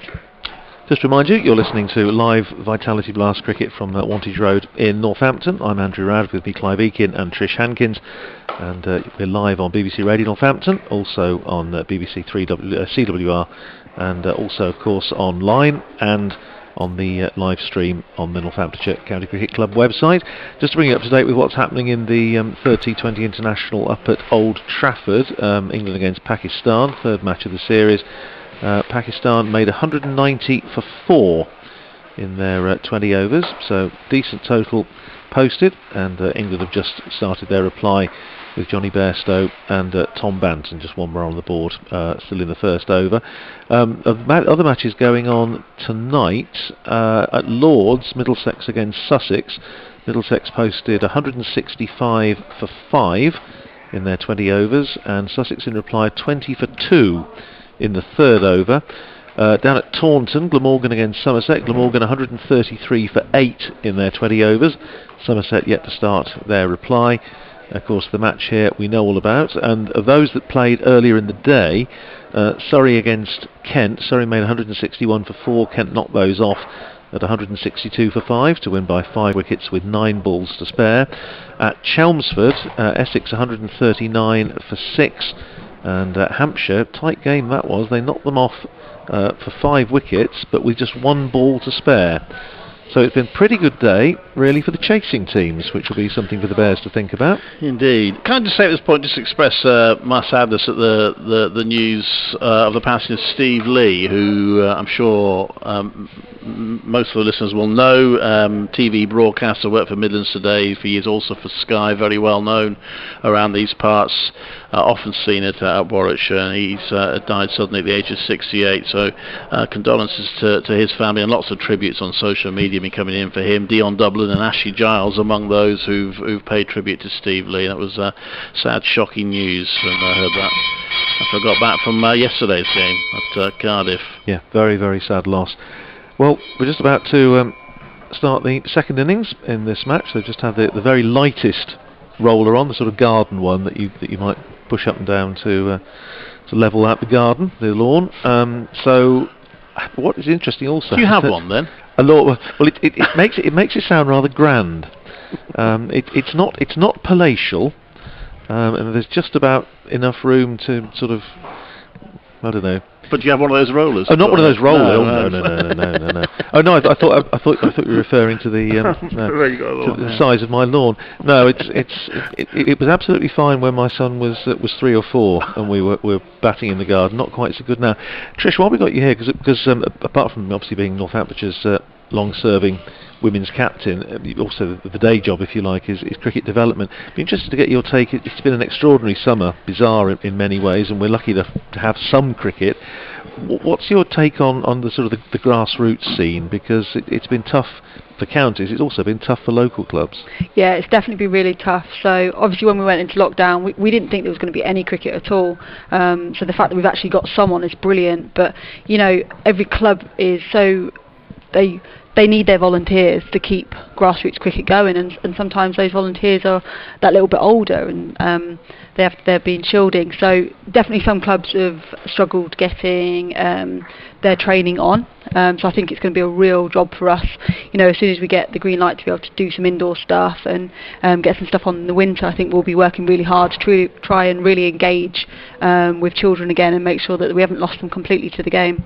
And not least, of course, girls. And it's great to see that there is actually going to be some fairly high-profile women's cricket between now and the end of the season, which is excellent news. Yeah, fantastic news. Obviously, you know, it's a new competition, and I think the response to it has been brilliant so far. There's some really good cricketers out on the show. A couple of girls that actually are in Northant's team now, and someone that used to play for us. So it's great for us to have some girls being recognised in that little bit higher level than they have been playing before. Because role models is, well, in any sort of, well, any sport, and certainly any type of cricket is so important. And when, you know, the young girls playing in our local clubs can actually see somebody up there, you know, playing in that sort of high-profile competition at the top of the domestic game, it's got to be good news, isn't it? Yeah, always. I think definitely with this new competition, it's slightly easier for girls to become those role models, because they are going to have professional contracts. Yes. So that's a fantastic. You know, girls have got something more to aspire to. Instead of, I've got to get to England level to be a professional cricketer. Now there's other levels underneath it. So it's great. It's great for the girls to aspire to. Good stuff. Well, we're going to start the Birmingham Bears reply with 159 runs needed. Josh Cobb starts to bowl his off-spin, as he has in the previous 2 matches that Northamptonshire have played, and immediately Ian Bell is away with a single, up to the man Alex Wakely fielding at long on. Alex Wakely, as I mentioned earlier, him and Safe Zabe on Sunday, I think must have fielded 2/3 of all the balls in the field. They were running around like nobody's business, and Wakers was looking a tad frazzled at the end, but enjoyed the experience. And now Ed Pollock, the X Factor. And can Josh Cobb keep him in the park? Bowls that one, flights it up, and he beats Ed Pollock. He also beats the keeper Ricky Vasconcelos, and it's gone down for 4 byes. So that's a bit of a bonus for the Bears. 5 for no wicket. It is. It doesn't do much for the confidence in Ed Pollock when it's facing spin. I noticed Ian Bell took the first ball, which hasn't always been the case. Perhaps he saw the spin and thought, I'll take the first ball, but he rather negated that by then taking a single off the first ball. Well, Josh Cobb in again, bowling round the wicket to the left-handed Pollock, who drives, but only as far as Gareth Berg at extra cover, and there's no run. He's got a backward point, so 2 extra covers and a mid-off. Bowls to Pollock, who works that one away on the onside this time, but it just goes to the man at square leg, which is Ben Sanderson, and there's no run. 5 for no wicket. Cobb in again, big appeal for LBW, but bearing in mind bowling round the wicket, I think he's going to turn a hell of a lot, and not out, says umpire Nick Cook. Sounds LBW's second ball at Cardiff to the spinner. Well, I think the angle might have been a little bit difficult to get an LBW there, and he picks up his first run there as he just forces that one away off the back foot, up to long on, where the aforementioned Alex Wakely fields. He's probably thinking, is it going to be another one of those matches? End of the over, first one from Josh Cobb, and the Bears 6 for no wicket, with Ian Bell and Ed Pollock on 1 apiece and 4 byes. What Pollock did do there, what was noticeable, was he wasn't trying to hit the spinner out of the ground. If he'd been a seamer, he would have been going straight for the big shots, but he was content with trying to just knock the ball back. He's a bit unlucky, found the fielder with a couple of reasonably hit shots, but that's going to be the plan for him with the spinner, maybe rein himself in a little bit, but I think he'll go for it now with the seamer. Well, it's going to be Ben Sanderson. He's going to bowl to Pollock with a slip in place. Alex Wakely. Sanderson from the far end running in to us, and Pollock goes up and over and flays that one away over extra cover, and it crosses the boundary rope, hits the advertising board in front of the West Stand, and 4 to Ed Pollock, who's 5, and the Bears 10 for no wicket. Finals day a couple of years ago, he scored, I think I might say, he scored the Bears' first 50 runs. It all came from Pollock. Dom Sibley at the other end, doing his usual thing, you know. Pollock was hitting the ball all over the place. Fair enough. Well, still the slip in place for Sanderson, who runs in, bowls to Pollock, and Pollock pulls that one away into the wide open spaces towards mid-wickets, running up towards the boundary. Safe Zabe makes a huge amount of ground and manages to save the boundary and keeps the batsman to 2. Excellent fielding. But Pollock picks up 2, 7 to him, 12 for no wicket. And Ed Pollock once again proving that he's a sort of batsman that can take one of these T20 matches away from the fielding side in the matter of 3 or 4 overs. Here's Sanderson in again, bowls to Pollock, who pulls. He's only going to get a single this time because he just picks out Zabe coming in off the deep mid-wicket boundary. So 1 more to Pollock, who goes to 8, and the Bears to 13 for no wicket. 1 ball to go in the second over, and obviously the field changing around a wee bit for the right-handed Bell. The slip's gone, and now we've got a backward point, extra cover, mid-off, mid-on, mid-wicket, and backward square in the ring, and then deep square and third man on the boundary as Sanderson bowls to Bell, who plays that calmly back down the pitch. Bowler himself fields in his follow-through, and there's no run. Sanderson bowled his 4 overs on Sunday against Somerset, picked up 3 wickets for 36 from his 4 overs, but in the match against Worcestershire he bowled just a couple, taking the early wicket of Hamish Rutherford, 2 overs, 1 for 11. Miss Sanderson in again. Bowls to Bell, who Bell cuts, but can't beat the man at point.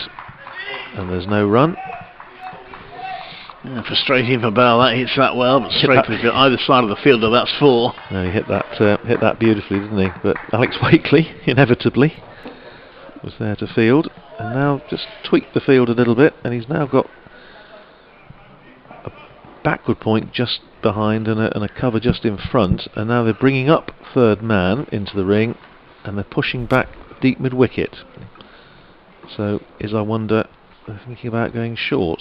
No, he's not. It's a good length ball, and Bell picks up a single. It goes to save Zabe, who throws at the stumps at the striker's end, but Pollock is safely through for the single. So 1 to Bell off the last ball of the over. Nicks the bowling. 2 overs gone. The Bears needing 159 to win, a 14 for no wicket. Yeah, so it's a start from the Bears, not spectacular. Needing to score just about 8 and over across the innings to win the game. 14 off the first 2. It just seemed not going to carry on. I thought might carry on with Josh Cobb against Ed Pollock, but they're not. It's going to be Brandon Glover, who generated some pace in both matches, actually to the extent that he broke a stump at Worcester. Broke it not vertically but horizontally. It just snapped it in 2 when he bowled Ricky Vessels. The pictures that appeared on social media of him with the 2 halves of the broken stump.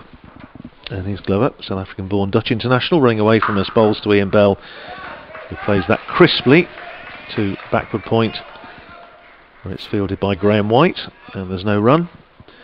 Yes, Glover coming to Northamptonshire this year, played one of the Bob Willis Trophy matches against Somerset, but they're certainly looking at him to make an impact in this shorter format, having done great things for the Netherlands in the qualifying tournament out in the Gulf to help them get to the World T20 final tournament, wherever it's held. Glover in again, bowls to Bell, who tries to give himself room, gets a thick bottom edge, and the ball just dribbles past his leg stump.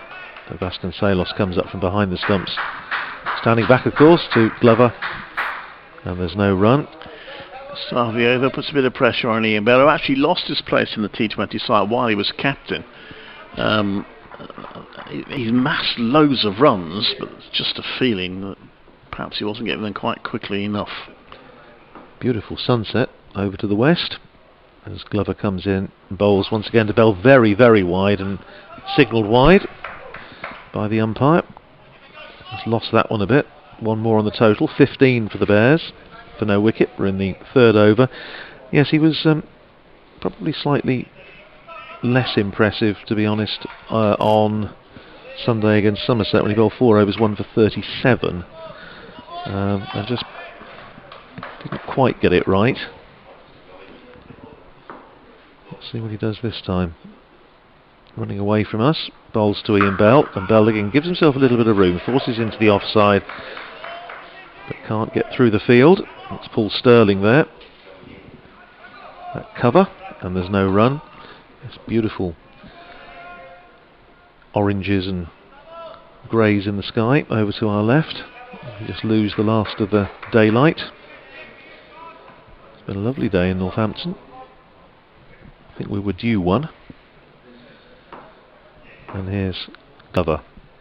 Long straight approach comes in. Bowls to Bell, who hoists that one away over mid-wicket, and he's going to get 6 as it lands on the service road, and I suspect has probably just bounced over the fence. So he may be asking for the box of balls again, but it's 6 to Ian Bell. Bowling again just a little bit short of a length, and Bell setting himself and hoisting it away. In fact, it didn't quite go over the fence. They managed to retrieve it. But 6 to Bell, who goes up to 8. And the Bears 21 for no wicket in the 3rd over. The target is 159. And here's Glover in again. Bowls to Bell, who cracks that one away through the covers. My goodness, he hit that hard.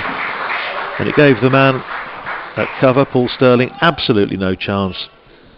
Rattled the boundary boards almost before you'd registered it. Cracking shot from Ian Bell. He goes up to 12. I think I've seen enough now. I think he should. He's always one of those batters that you want to see because it's a masterclass. But then after a while, when they're in the opposition team, you think, okay, that's enough now. I've seen. I remember whenever I've been down here when we've played Worcestershire, Mo and Ali, always someone that you want to watch. But then after a while, you think that's enough. Thanks. That was a wonderful stroke from Ian Bell. Faces this ball from Glover. Not quite so impressive this time. Comes off a thick inside edge. He looked to force away up towards mid-off. It finished up going to mid-on, fielded by Alex Wakely, but it's one more run to Bell, and again he nicks the bowling. So if there's one thing that Ian Bell experience does teach him, it teaches any senior seasoned batsman, it's how to count to 6. End of the over, 15 Bell, 8 Pollock, and 26 for no wicket off 3. And that was a brilliant over from Bell. The only problem is, I mean, the whole point of Pollock being there is this plunder runs in the power play, and at the moment he can't get the strike. Bowling. But when you play shots like that, it doesn't matter, does it? That was a terrific shot from Ian Bell. Absolutely laced it for 4. Well, he's now going to be facing Ben Sanderson. Apologies, doing his Nathan Buck impression. It's Nathan Buck coming into the attack, so they're going to have the first 4 bowlers, 4 overs bowled by different bowlers. Buck, who played a very, very valuable innings with the bat at the back end of Northamptonshire's knock. 16 not out of 8 balls, and now it's Buck in bowls to Bell, and Bell is tucked up by that good ball from Buck. Just followed him slightly as he looked to give himself room, and he just dropped it down in front of him, and there's no chance of a run there. Batsmen have a little conference. What's the cut-off time now? We're looking at about 20 past. Yeah, about 20 11. Yeah. No. We've got any more Richard Levy, the Richard Levy lectures that we had earlier on. Field changes. He's now got deep mid-wicket and deep square as his 2 men on the boundary, and he bowls that one, and he's gone aerial. It's gone up a long way in the air, and I think Ian Bell's going to be caught. Yeah. And he is. It went up a very long way, and it was a good catch taken by Ben Sanderson. And Bell is on his way. Trisha's got her wish. Bell goes for 13, and the Bears are 26 for 1 in the 4th. Well, 13 of 11 balls. He had a couple of very good shots, and that 4 was shot of the day. A goalkeeping style dive from the fielder was probably very good. He didn't get his hand to it, but that was hit beautifully. But hasn't gone on to dominate.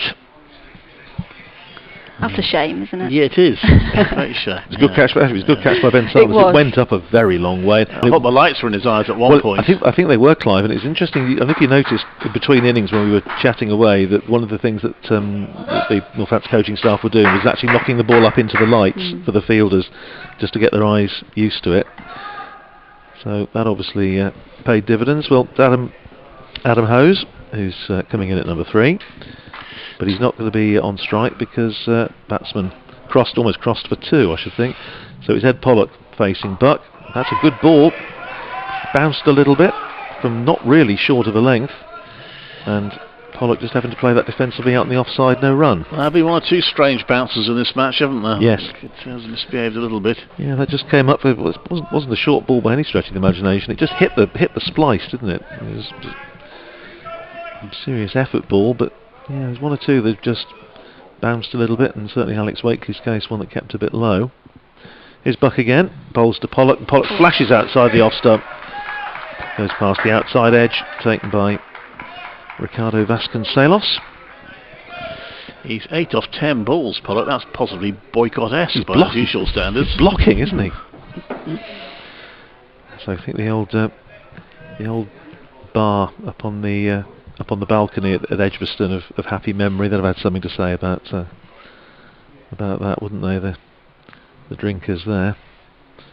Buck comes in, bowls to Pollock. That's more like Pollock. He's going to be caught though. He's gone straight up in the air. It's the same fielder under it. It's Bet Sanderson. It's the same result. Sanderson catches it, and Pollock's rather strangely subdued innings ends. He's been caught by Sanderson off Buck, second batsman to fall that way, in exactly the same position on the field, at least in the over. 1 right hand, 1 left hand. He goes for 8, and the Bears in the 4th over 26 for 2. It's threatening to be a double wicket maiden. It could be a pivotal over in the in the innings. Sam Hain coming out to the crease now. Sam Hain must be thinking he's very unlucky not to have had a look in for the England white ball team, isn't he? He was in the in the provisional squad. I think the problem was, to be honest, Andrew, is he had no form at the start of the season. He played in a couple of practice games for England and struggled and continued to struggle in the Bob Willis Trophy. But he's begun to get a little bit of form now. He got a half century in his last red ball game and then got 36 not out to see the Bears home at Cardiff, so he might just be beginning to get into nick. He's such a fine player, especially in all formats, but especially in the white ball perhaps. And I can think of. He must have counted himself a little bit unfortunate. Anyway, he's out there in the middle. He's at the non-striker's end because the batsman once again crossed while that ball was in the air. Two batters who haven't faced a ball yet. No, that's right. And Nathan Buck coming in to bowl to Adam Hose, who's forced onto the back foot, plays defensively, pushes out in the offside, fielded by Gareth Berg. Well, and it is indeed a double wicket maiden. That is the fourth maiden that's been bowled in the 2020 so far this season. Oh, that's a good stat, Clive. I like that stat very much. They're relatively rare things, maidens. I can tell you how many are bowled. There were 100 and you take away the games where there was no player. There were 121 games last season, during which 11 maidens were bowled. So one every 11 matches. Very common. It's a rarity, and we were here. We were here to see it. Gareth Berg is coming into Qatar, one of the many players around the circuit this season who've adopted the headband warrior look, the sort of the Jack Brooks, David Willey look. And he's going to bowl his medium pace with the keeper standing up, Ricardo Vasconcelos. 2 overs to go in the power play, 26 for 2. So another 133 runs needed by the Bears as Berg comes in. Bowls to Hain, his head on the pad, a big appeal for LBW, but not out, says umpire Nick Cook. Just looking to turn that one away, work it away onto the onside, probably just sliding down. I think that's having a little chat now with the bowler, all very good natured. It was a confident appeal, but as I say, you would hope, in particular from the sort of shot that Sam Hain was looking to play, that must have been inclining legwards. There's Berg in again, and this time Hain plays it solidly and crisply into the onside, where Alex Wakely, positively ubiquitous these days in the field in these matches. He's fielding at sort of short mid-wicket, just saving one, and there's no run. 2 men out now. He's got deep backward square and third man. As Berg comes in, bowls to Hain, and Hain looks to force that away on the offside. Got a bottom edge, and it bounced dangerously from his point of view, close to his off stump. Doesn't make contact though, and Ricardo Vasconcelos tidies up behind the stumps. Field changes, third man coming up, and now Alex Wakely going from his position at short mid-wicket right down onto the deep mid-wicket boundary in front of the old scoreboard. So 1, 2, 3, 4, 5 in the ring on the offside, saving one as Berg bowls, and that bounced again. It's bounced up from not much short of a length, and Hain got himself into a little bit of a tangle, looking to play on the onside, and he's just gone down and given the pitch a slightly suspicious prod, an exercise in which Adam Hose is now joining. 10 balls without a run now.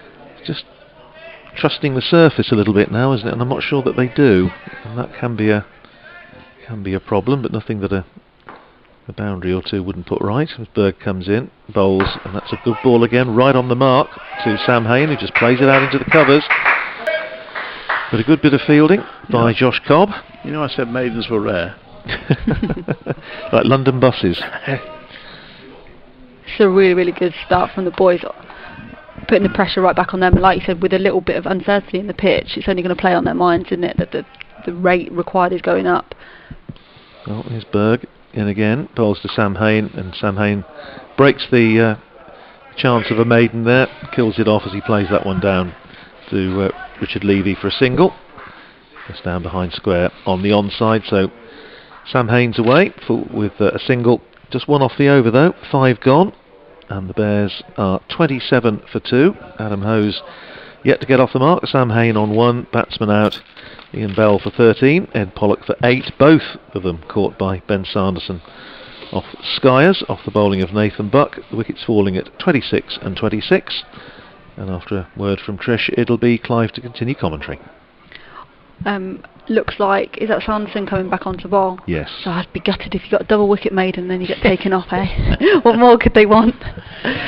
Yeah, well, just the contrast of the innings, the Bears 27 for 2 at this stage, Northants were 59 for 1. Slight difference, so clearly the Bears are going to make this total. They're going to have to do it a different way from the way Northants did, maybe try and build a partnership and take it from there. Last over of the power play, they're certainly going to be well beaten on the power play.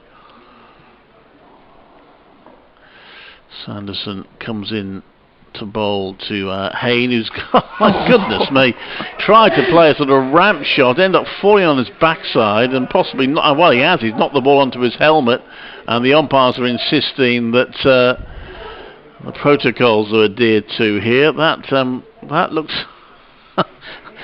that might be in the end of season video, possibly. It's a tad ungainly.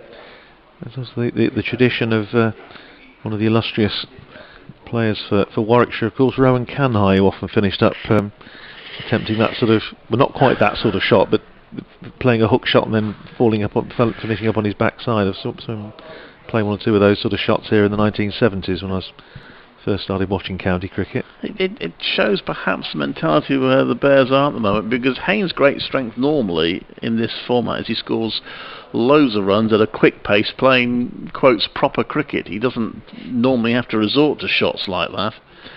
Isn't it extraordinary though, Clive, the number of times you see in these games the momentum switch in the course of 3 or 4 balls, and I suppose it's part and parcel of the format, but you look, Northamptonshire 142 for 7 off 19, and the Bears were thinking, yeah, okay, we've really got them, we're going to keep them down to a pretty below par total, and then suddenly Nathan Buck goes slightly mad in the last over, connects a couple of times, they finish up getting, pushing up towards 160.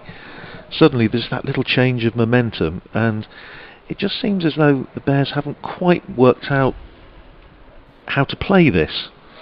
It's like you say that they're thinking, well, we haven't got the Levy Sterling axis at the top of the order, so we're going to have to do it slightly differently. But Ed Pollock's was a strange innings for him, for somebody who's such a wonderful striker of a cricket ball, and they just seem, to me, still a little bit scrambled at the moment. But as I say, it's nothing that a couple of boundaries I'm sure wouldn't put right. We haven't seen Hose on, so he faced one ball. I mean, he's normally a big hitter. We're in the power play, and again, he's not getting the strike, just as Pollock didn't earlier. Hay now has a swing as he stumps. Oh, he's given not out. Northants were convinced that Hayne had been stumped, but the square leg umpire is unmoved. Smart bit of work. Yeah, and Hayne still looking very uncomfortable. 8 balls, I think he's now faced for his 1 run. And what a great bit of glove work. Lovely, wasn't it? Very good. Might well have got it if the cameras had been here. Difficult for the umpire to see that in the naked eye. Hayne drops a bat on that, looking for a quick single. Oh, this will be tight, and they do make it. But again, a bit of indecision there. Do we, don't we? Eventually they did get the run. 28 for 2. Does get Hose on strike, but just about 3 balls of the power play to go. Could do with going 6-6-6 here with these 3 balls. But had a couple of sixes at Cardiff. Adamo's top 6 hitter for the Bears last season with 17. He surveys the field. Where's he going to go? It's a long way out on the leg side. And he's actually trying to run it down to third man, maybe trying to get it fine enough to beat Levy. He doesn't succeed, so he has to settle for sprinting a single. 29 for 2. And the Bears still need another 130 runs to win this game.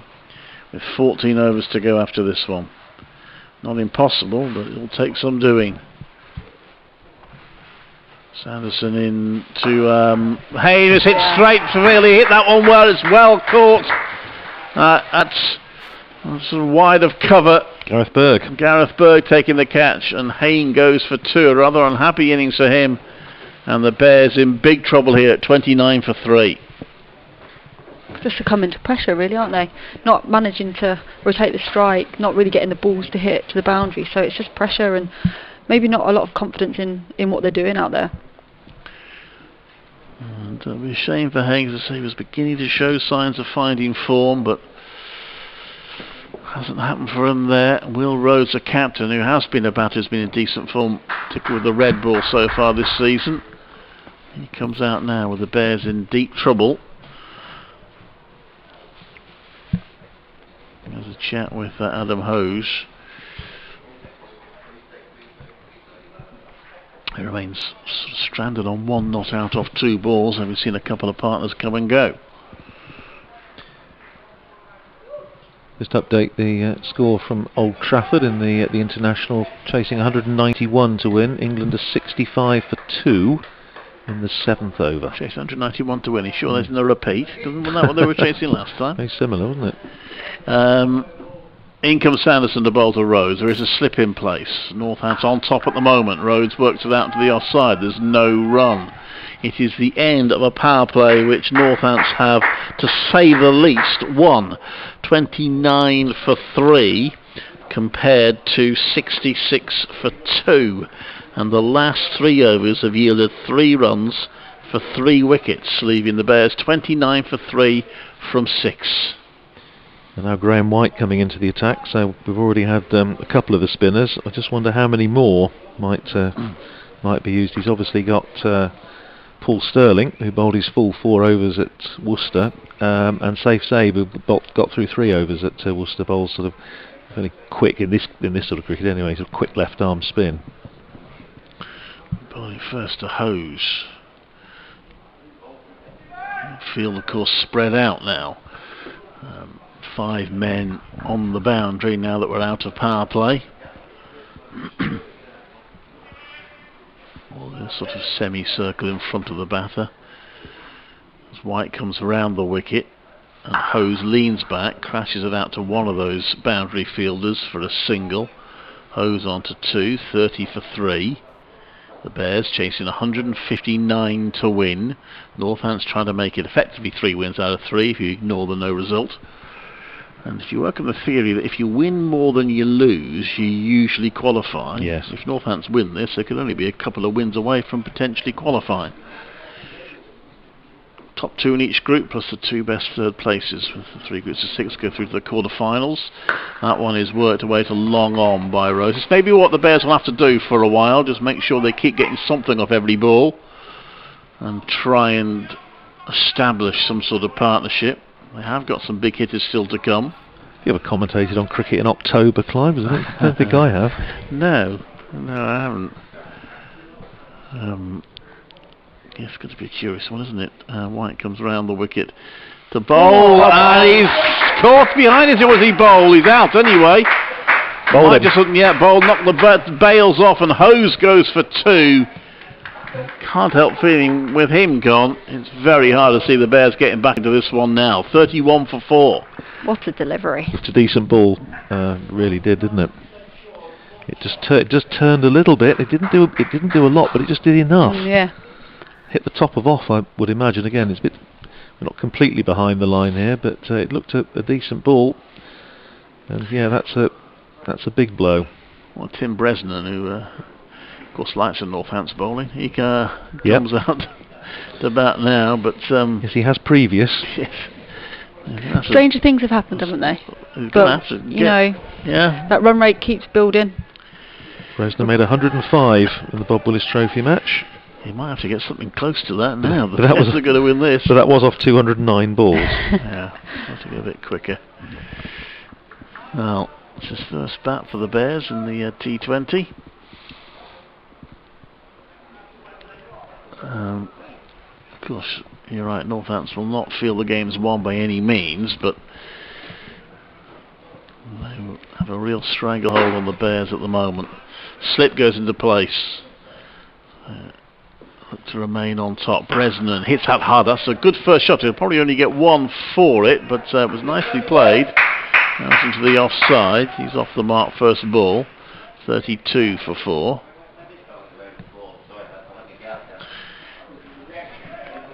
There's a little bit of atmosphere up here, courtesy of the Northamptonshire support staff. Getting very animated. Well, as White comes over the wicket to Rhodes base at the square leg for a single. It was in Northampton actually where I covered Wasp's first rugby match since lockdown, and it was a very definite policy from Wasp for their replacements and coaching staff to make as much noise as possible to get behind the team. It worked pretty well. Intruding on private grief again there. Round the wicket comes White to bowl, and that's a good delivery again. Hurry Bresnan up, but he defends it. But it's a very good first over from White. 4 runs off it on a wicket, and the Bears 33 for 4. They've got just 13 overs to go, and they still need another 126 to win. I think Josh Cobb might be bringing himself back on by the look of it. Yes, he is. You confident, Trish, at the moment? Like I said, stranger things have happened, but yes, I'd like to think that we should be able to get over the line from here. You know, that required run rate keeps building, always putting pressure, more and more pressure on the batters that are out there now, and then anyone that's coming in. So 9.7 now. Yep. And there's an inside edge there from Rhodes. He's going to get a streaky run for it. He knew very little about that. There's not a lot of confidence in the batters at the moment. There's not. They won't be particularly confident when they look at the Duckworth-Lewis, which I think says they should be on 63 now. So a little bit behind. However,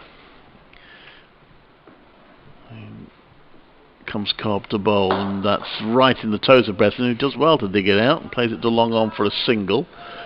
Bresnan on to 2. 35 for 4. Mind you have to say, Clive, if you were looking at if you've got the pick of anybody in the county circuit to come in this sort of situation, I think Tim Bresnan might be fairly high up on your list.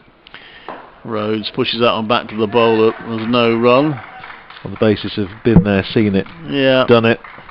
He's certainly got that experience, but been perhaps a little earlier than the Bears would have liked. Rhodes down on one knee, sweeps that away to a square leg for a single. That's all the Bears are able to deal with in at the moment. 36 for 4. Not since Ian Bell hit a 6 and a 4 in successive balls have they managed to find the boundary. And Cobb getting on with it. He knows his team are on top, so let's get as many balls out of the way as possible. He bowls out to Bresnan, who gets a single onto the leg side. Bowlers bowl into their field, which you like to see as well. Yeah, he's got 3 men inside the circle on the offside as he comes in round the wicket to the left-handed Rhodes, who plays it to one of the fielders on the leg side for a single.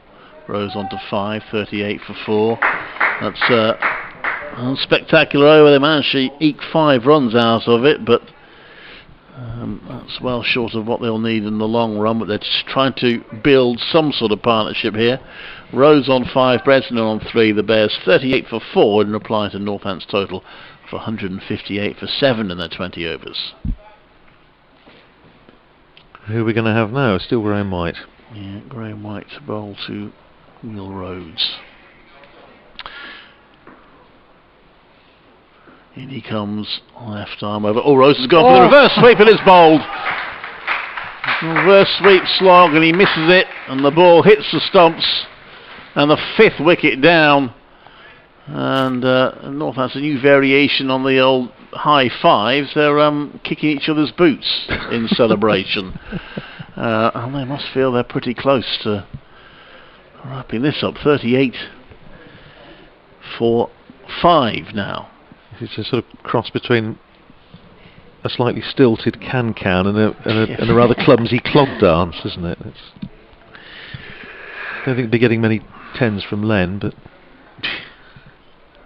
Well, I haven't seen Jake Lintop bat. I'm hoping he's he's rather good, because he's going to have to be from a Bears point of view. Which school is it? Sorry, you did tell me. Queen's Taunton. Queen's Taunton. So, yeah, so let's see if he's learnt the batting technique that he's been teaching. He did it with the ball, didn't he? He did, yeah. Could be the new Arthur Wellard from down there.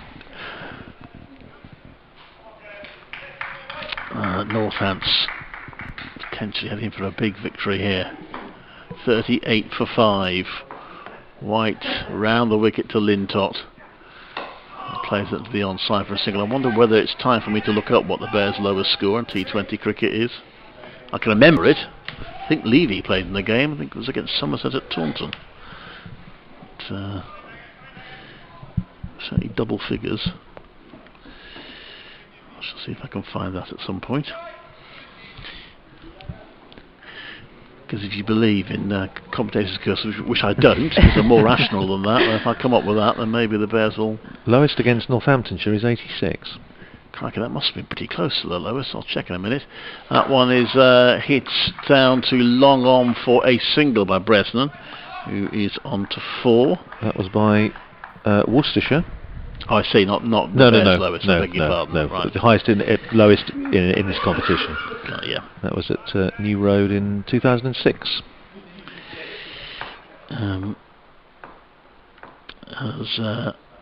This next one, White comes around the wicket and wraps Lintott on the pads. It rolls away. There's no run. And that was actually a recovery, because Worcestershire, looking at this, were 18 for 6 and 40 for 7 and 42 for 8. Well, yeah. Do I point out that Northampton got the second lowest individual total in this competition? You could do. Yes. 47. That one is a reverse sweep from Lintott for a single. He's off the mark. Let me see, I've got the Bears one somewhere here on my list. 41 for 5 they are now. Bears' lowest total is 73 against Somerset at Taunton in 2013. They've only been below 100 twice. That's played to long off for a single by Bresnan, who moves on to 5. I'm afraid to say 100 seems quite far away at the moment. It does. It definitely does. 42 for 5. They are at the end of the 9th over. We're 4 runs and a wicket off that over. And with the spinners on, they're ticking away quite quickly, aren't they, the overs? What I would say is if the Bears do win this game, it's going to be a pretty spectacular end to the match, isn't it? It certainly is. Definitely a game to remember. So Cobb to Bresnan. And Bresnan just clips it onto the leg side. There's no run. Cobb first 2 overs, just 7 runs. He's getting on with it as well. Yeah, he's doing a good job. And Bresnan hits that one hard, but only to the fielder and long on. He's probably looked the most assured batter out of the last few that have been out there in the crease. Bresnan, he's on to 6.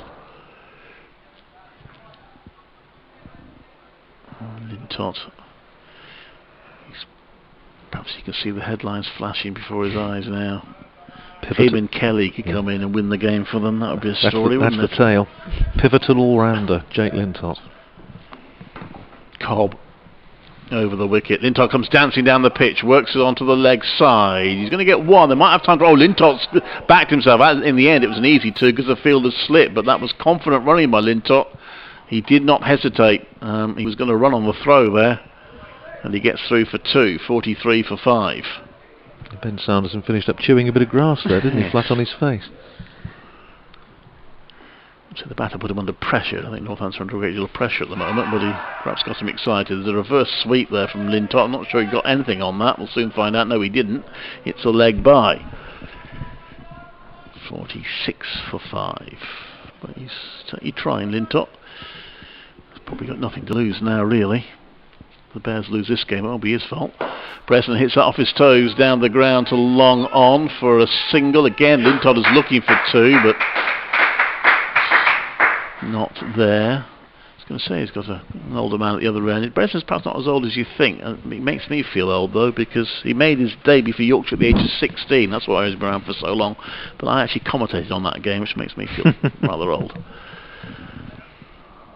That was in the 40 over competition. And this one is, well, it's an appeal for LBW. I think he was outside the line. He tried to sweep that Lintott and missed. I think the bowler just wanted to make the point to him that he missed an appeal, but it's the end of the over. Well, they eked out 5 runs for it, but at the halfway stage, the Bears chasing what looks a pretty unlikely 159 now, are 47 for 5. And after a word from Trish, must be feeling pretty good from Northampton's point of view. It'll be Andrew Radd. Yeah, feeling pretty confident. I think so far it's been a very good display from everybody in the field and with the ball. So I seem to be bowling and sticking to plans. So just got to carry on and hopefully get over the line. Bears needing 112 off 10 overs, which even I can work out is 11.2 and over. As Gareth Berg starts a fresh over, bowling to Tim Bresnan, who cracks that away through the covers, but he's only going to get a single. It's good fielding again by Ben Sanderson, rather, who's out there on the boundary in front of the west stand. So one more to Bresnan. It goes to 8 and 48 for 5. The Bears now. Berg turns again, running away from us from this pavilion end. Bowls to Lintott, and Lintott forced onto the back foot, just plays it up on the onside. Berg quickly across in his follow through, cuts off any chance of a single. Bears having lost the wickets of Ian Bell for 13, Ed Pollock for 8, Sam Hain for 2, Adam Hose for 2, and Will Rhodes for 5. Wickets falling at 26, 26, 31, 29, 31 and 38. As Berg comes in again, bowls to Lintott, who drives nicely out towards the boundary at backward point, but he's only going to get a couple of runs. Again, it's good smart fielding out there by Sanderson, but good running as well. Positive running from Lintott. He picks up a couple of runs, 6 to him, 50 up for the Bears, 50 for 5 in the 11th over. Yeah, 63 balls for that 50. And Lintott has already had an excellent game with the ball, 4 overs, 2 for 18. Can he do it for the Bears with the bat? Berg comes in, bowls to him, and he spears that one away, or aims to smear it away towards deep mid wicket, doesn't make contact. And Ricardo Vasconcelos, keeping wicket, standing up to the medium pace. Berg has the bails off, but doesn't bother to appeal. His back foot was planted. Would have been a good shot if he'd actually made contact. Well, if they made contact, they might have been fishing that out of the barbecue in the gardens in Montage Road. There's Berg in again. Bowls to Lintott, very full length. He shapes to play it on the onside. It just runs off his pad, I think. Yes, just a leg by. Goes down towards short fine leg. So one more to the total, 51 for 5. And one ball to go of the 11th over. Josh Cobb having bowled 3 overs for 11, Sanderson 2 overs for 10, Glover 1 over for 12. As Berg comes in, bowls to Preston, who is going to get runs here as it runs down off an inside edge down towards fine leg boundary, and he gets 4.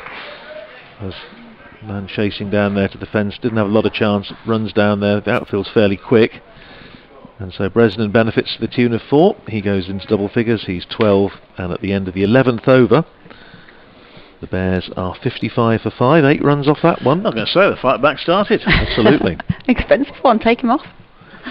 There's a very large moth, flies across the ground and attracted by the floodlights, and it's going to be Graham White to bowl his 3rd over, 2 for 8 so far from his first 2. He's bowling from the far end this time, round the wicket, bowls to Lintott, who comes down the pitch, gives it the chassé, and then when he gets there, just blocks it back to the bowler. Well, he's having a go, Lintott, to be He fair is, to him, no, isn't he? absolutely. Good intent. Lintott on 6, 55 for 5. Target 159. White bowls to him again, he comes down the wicket. The ball balloons off the pad on the onside, and he picks up a leg by as Ricardo Vasconcelos comes out from behind the stumps to pick up and complete the fielding. One more on the total, 56 for 5. Brandon Glover goes through some animated loosening up exercises, and of course Nathan Butt has bowled just 1 over, 1 maiden, 2 for 0 so far. As White comes in, bowls to Bresnan, who gives himself room, and I thought for 1 minute he was going to try and launch that over extra cover. In the end, he just played a defensive stroke, pushes it out on the offside, waiting for the right ball, but that seems to be the thought. Just get Give himself a little bit of room and aim. Big gap over extra cover. This time though, he swings on the leg side and he's going to pick up 4 runs. Good shot from Tim Bresnan. White just bowling a little bit straight there, and Bresnan picking up the line and the length and swings it away to the boundary. Deep backward square, 4 to him. He goes up to 16, 60 for 5. Trish puts a coat on. It's getting a bit chilly. It's going to get a little bit chilly. I've got my hat, I've got a scarf.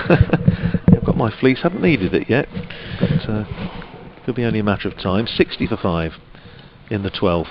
White comes in and Bresnan again down the wicket, drives up to long off, going to pick up a single.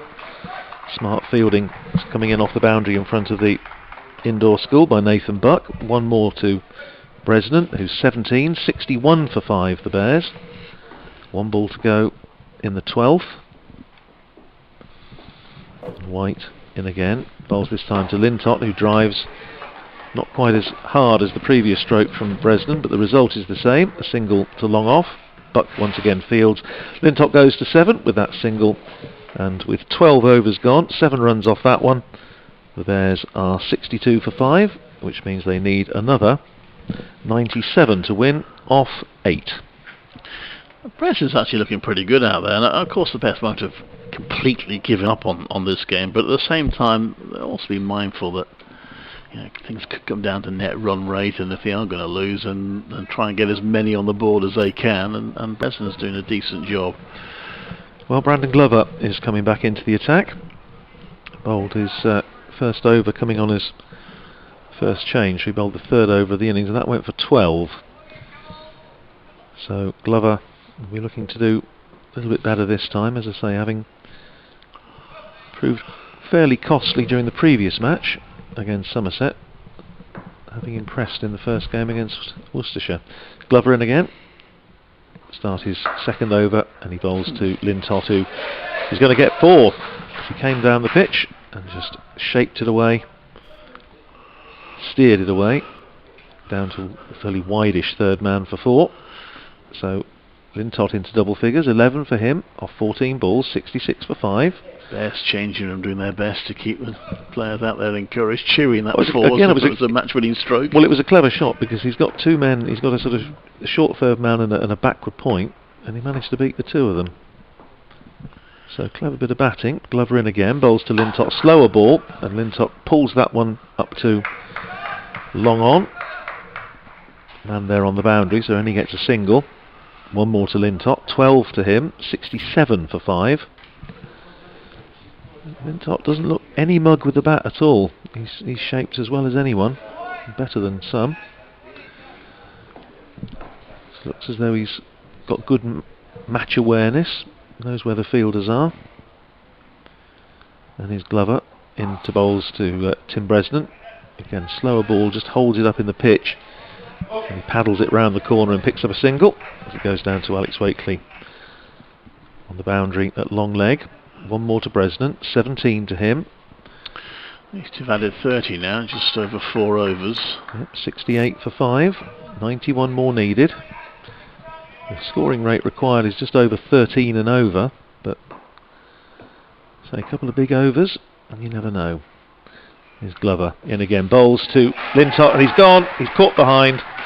Lintott aiming to try and swing that one away on the onside, gets a little top edge, goes through to Vasconcelos, and the pace of Glover just proving his undoing there. I think it was done as much for pace as anything. The short ball, he gets a little edge, and Lintott goes for a plucky 12, and the Bears are 68 for 6 in this, the 13th over. Henry Brooks walks out to the crease now, and they're still in danger of being out for double figures. It will only be the 3rd time in the competition. He's got pace, Brandon Glover, without a doubt. Ball, yeah. And what impressed me in the game at Worcester was the fact that he bowled 1 over early on and then came back and bowled the last over of the innings. And most bowlers are going to just require a little bit of pace, but a little bit of warming up. But he came on right from the first ball, was going pretty much at full throttle, and it was impressive. So he picked up a wicket, 68 for 6, as Henry Brooks comes to the crease. and an awful lot now, pretty much everything you would imagine, hinging on Tim Bresnan. Here's Glover, in bowls to Brooks, good ball, full length, and he plays it up to mid-on, gets off the mark straight away with a single, fielded by Graham White, coming in off the boundary. So Brooks is away with a single, 69 for 6, 90 runs required by the Birmingham Bears, with 1 ball to go in the 13th over, so 7 after this. The required rate now up to 13.6 as Tim Bresnan faces this ball from Glover. Again, full length, hits him on the pad, hits him on the foot, I think. There's a stifled appeal for LBW, just rolls out on the offside, clearly going down the leg side. End of the over, decent one from Brandon Glover, 7 runs off it and a wicket. And at the end of 13, the Bears are 69 for 6, so the equation, 90 runs required, 7 overs to go. Yeah, somewhat unlikely. But, say Bresnan is probably, of all the batters out there, looked the most accomplished. Well, he looks to have a plan, doesn't he? I think that's the thing that strikes me, Clive. He knows what his areas are, and I thought Lintott did that as well. Graham White in again, bowls, and he's driving to extra cover. He's got crowd catch. It was a crowd catch. Nearly did me. Caught. It was taken by Brandon Glover, by Gareth Berg rather, at extra cover on the bounce. White in again, bowls to Brooks, and Brooks forces that away nicely off the back foot. It's going to pick up 4 there as it goes through backward point. Nicely executed stroke. And Brooks gets a boundary, 5 to him, 73 for 6. Graham White having bowled 3 overs, 2 for 14. So good contribution from him. 34 years old now, just plays white ball cricket for Northamptonshire. Still a very useful performer. Comes in again, bowls to Brooks, who goes sort of inside out and plays it out without a great deal of timing, but manages to get a single as he goes out towards deep extra cover. Just skewed off a sort of thickish edge.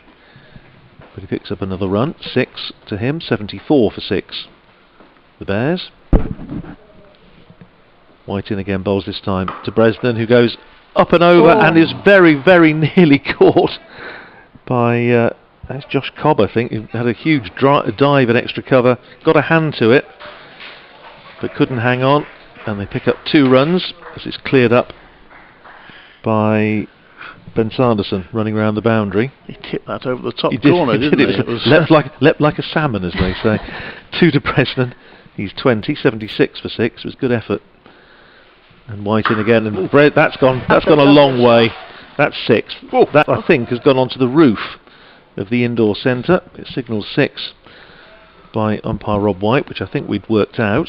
That was as big a hit as we've seen in this match. And one of the security guards in the tabards we were talking about earlier.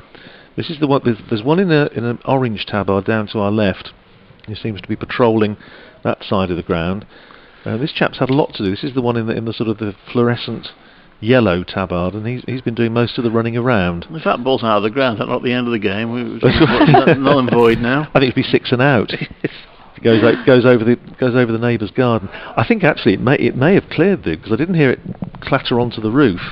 In which case it may have gone into the car park. It was a big hit anyway. It takes Bresnan to 26, and the Bears up to 82 for 6. That was as big a hit. There was the one that Levy hit down over mid-wicket that disappeared into the gardens, which I think was probably the biggest in the Northamptonshire innings. That was just a clean hit, wasn't it? That was just all timing. Set himself, yeah. Hit through it, and it went a very long way. I thought at one stage he was targeting the ECB liaison officer, Alex Swan, in one of the boxes up there. Missed him comfortably. Went straight between the two. So, 82 for 6. 77 more runs needed. The rate just comes down a hair. And what will Graham White's reply be? Bowls again to Bresnan, who cuts. He's going to get a couple of runs. It goes down towards backward point. In fact, they're going to settle for 1. That's smart fielding. Looks like the ball's coming back as well. Yes. Yeah. Oh yes. The man in the tabard has done his job absolutely splendidly. He's managed to find the ball in the car park, and he's thrown it back, and it will now be very sort of covered in dew because it's gone all over the grass that by now will be starting to get a little bit damp. One more to Bresnan, end of that over, 27 to him, 6 to Brooks, 83 for 6 off 14. So the Bears needing 76 more runs off 6 overs, which I can tell you instantly, because it's up on the board, is a required rate of 12.7, so it's come down. As long as Bresnan didn't do what Kevin O'Brien did there and hit his own windscreen. You see Oh, that? yes. Kevin O'Brien playing in Yes. Ireland, hit a Yes, 6 that's right, yeah. smash his own windscreen. Well, 14 off that over, so it can be done. Gareth Berg starts a fresh over, bowls to Bresnan, who shapes to play that one nicely down towards backward point, but an excellent bit of fielding, just when it looked as though it might possibly go all the way. It's intercepted by Paul Sterling. And that's by his own standards, a fairly quiet game, but a good bit of fielding there, saved certainly a couple of runs. Bresnan gets a single, goes to 28, 84 for 6. In the 15th over, target 159, Berg in again, bowls this time to Brooks, who gets a thick inside edge as he tries to paddle that round the corner, and it goes down to the boundary. So 4 more to Henry Brooks, and this partnership prospering. They've now put on 20 runs, 88 for 6. So 71 more runs needed, and there are 5 overs and 4 balls to go, so 34 balls left. The asking rate 12.5. Berg in again, bowls to Brooks, and Brooks just plays that out on the offside this time, and he's going to get certainly 1, I think about 2, as Ben Sanderson comes off the boundary, cover point boundary, the sweeping position in front of the west stand, and he keeps it to 1. So Brooks goes to 11, 89 for 5, 70 more runs needed. Very pleasant evening, not too cold, not much breeze, very, very still. As Berg comes in, bowls, and Bresnan swings that towards the mid-wicket boundary. He's going to be caught, and he is. He's caught out there on the boundary by Alex Wakely, and Bresnan's attractive little innings, including that enormous 6, is at an end. He's been caught by Alex Wakely off the bowling of Gareth Berg for 28, and the Bears are 89 for 7. Decent, not from Bresnan, scoring 28, but you had to gamble on hope. The shots had come off, and that one didn't get enough on it. Good catch. Wakely running in wasn't easy. I didn't think he'd picked it at first. No, I wondered if he seemed a little bit slow setting off, but but he got there. As I say, he must have covered, I don't know if he's got one of these little monitors, I know some of the players do have them, but he must have covered more ground in the last couple of games than he probably did the whole of last season, I think. He's been a busy chap. Where's Ollie Stone coming to the crease, who can bat, as we know, and I'm sure he would dearly love to put one over on his old teammates, some of his old teammates, certainly his old club, but it's a tough ask.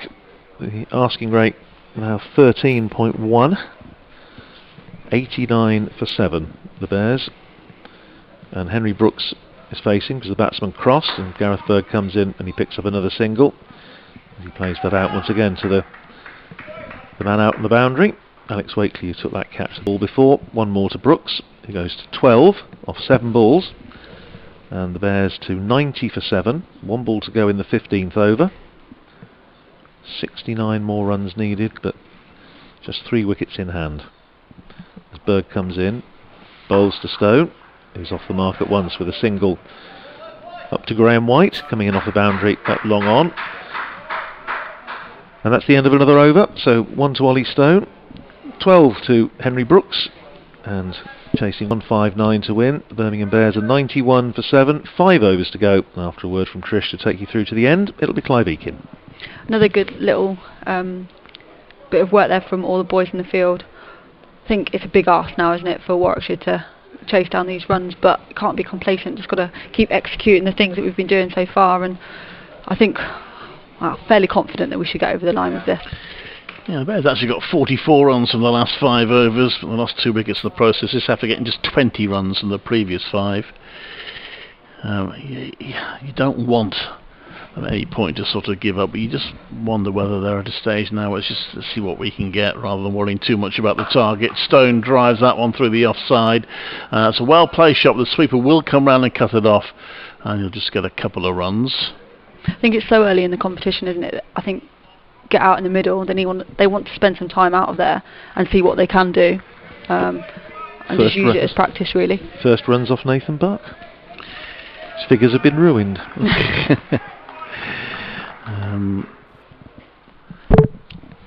93 for 7. In comes Buck to bowl, and Stone turns that round onto the onside. They're just going to get 1. 94 for 7.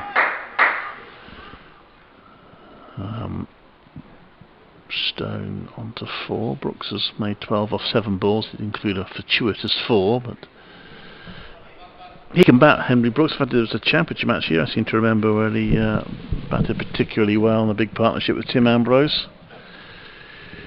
This next one, Brooks makes room, and it was fooled by the lack of pace of that delivery from Buck, and Brooks had played a shot almost before Buck had released the ball. 94 for 7, misses it. So no offence. A total of 158 looking now, as if it was a very formidable one on this surface. Buck comes in to bowl to Brooks, into his toes. He digs it out, plays it out to square leg. They've just got 1. Might have been looking to run a second there, but settle for 1. There's me earlier saying we needed 180, 190 to win. I should have just gone 160, shouldn't I? Makes you wonder what would have been a pass score. 140 might have been challenging. Anyway, 95 for 7 it is. The Bears now the 16th over.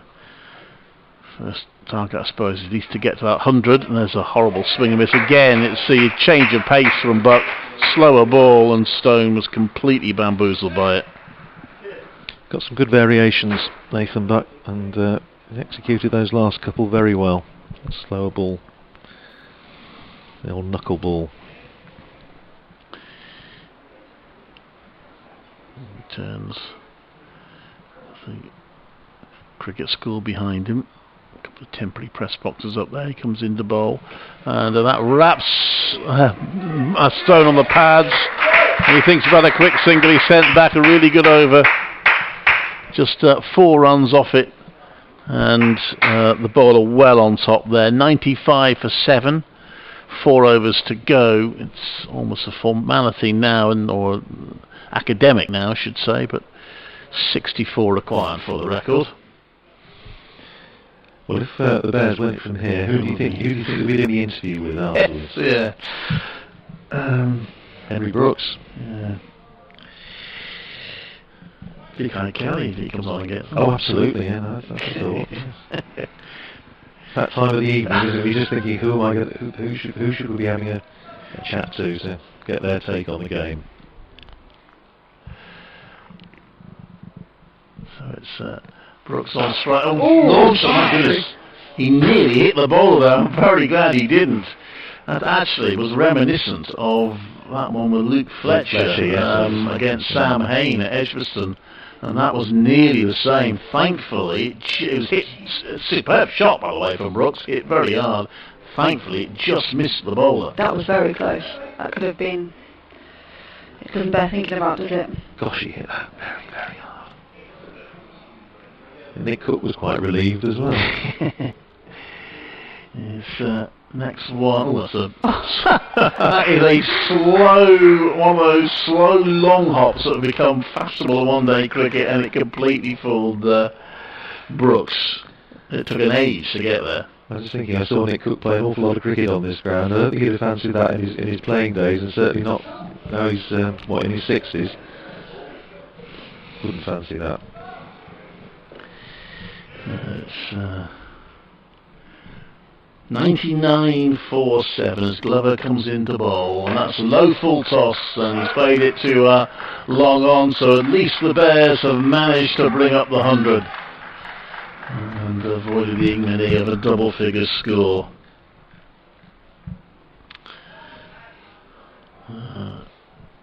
Not a huge consolation for them right now, but still. 99 balls for the 100. His second 50 took 36. Too bad. Glover comes into the ball on leg stump. Stone almost falls over as he plays the shot, but he gets it away. He's coming back for a second and gets 2. Well run 2 from Stone, who's on to 6. Glover, the bowler, stubbornly refusing to move there, so Stone had to run wide of him. 102 for 7 the score, so they need another 57 if you're still believing, from a Bears point of view.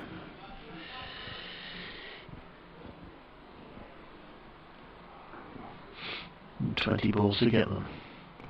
He comes in now, Glover. And it's a slower ball, and he's going to get him a wicket because he's not timed that Stone, and he's hit it straight to the fielder, Gareth Berg. And Berg takes an easy catch this time, and it's 102 for 8, and Stone goes for 6. Really good change of pace there, hasn't he? He's sort of really changed up this over. Bowlers can make batters look really silly at times. Well,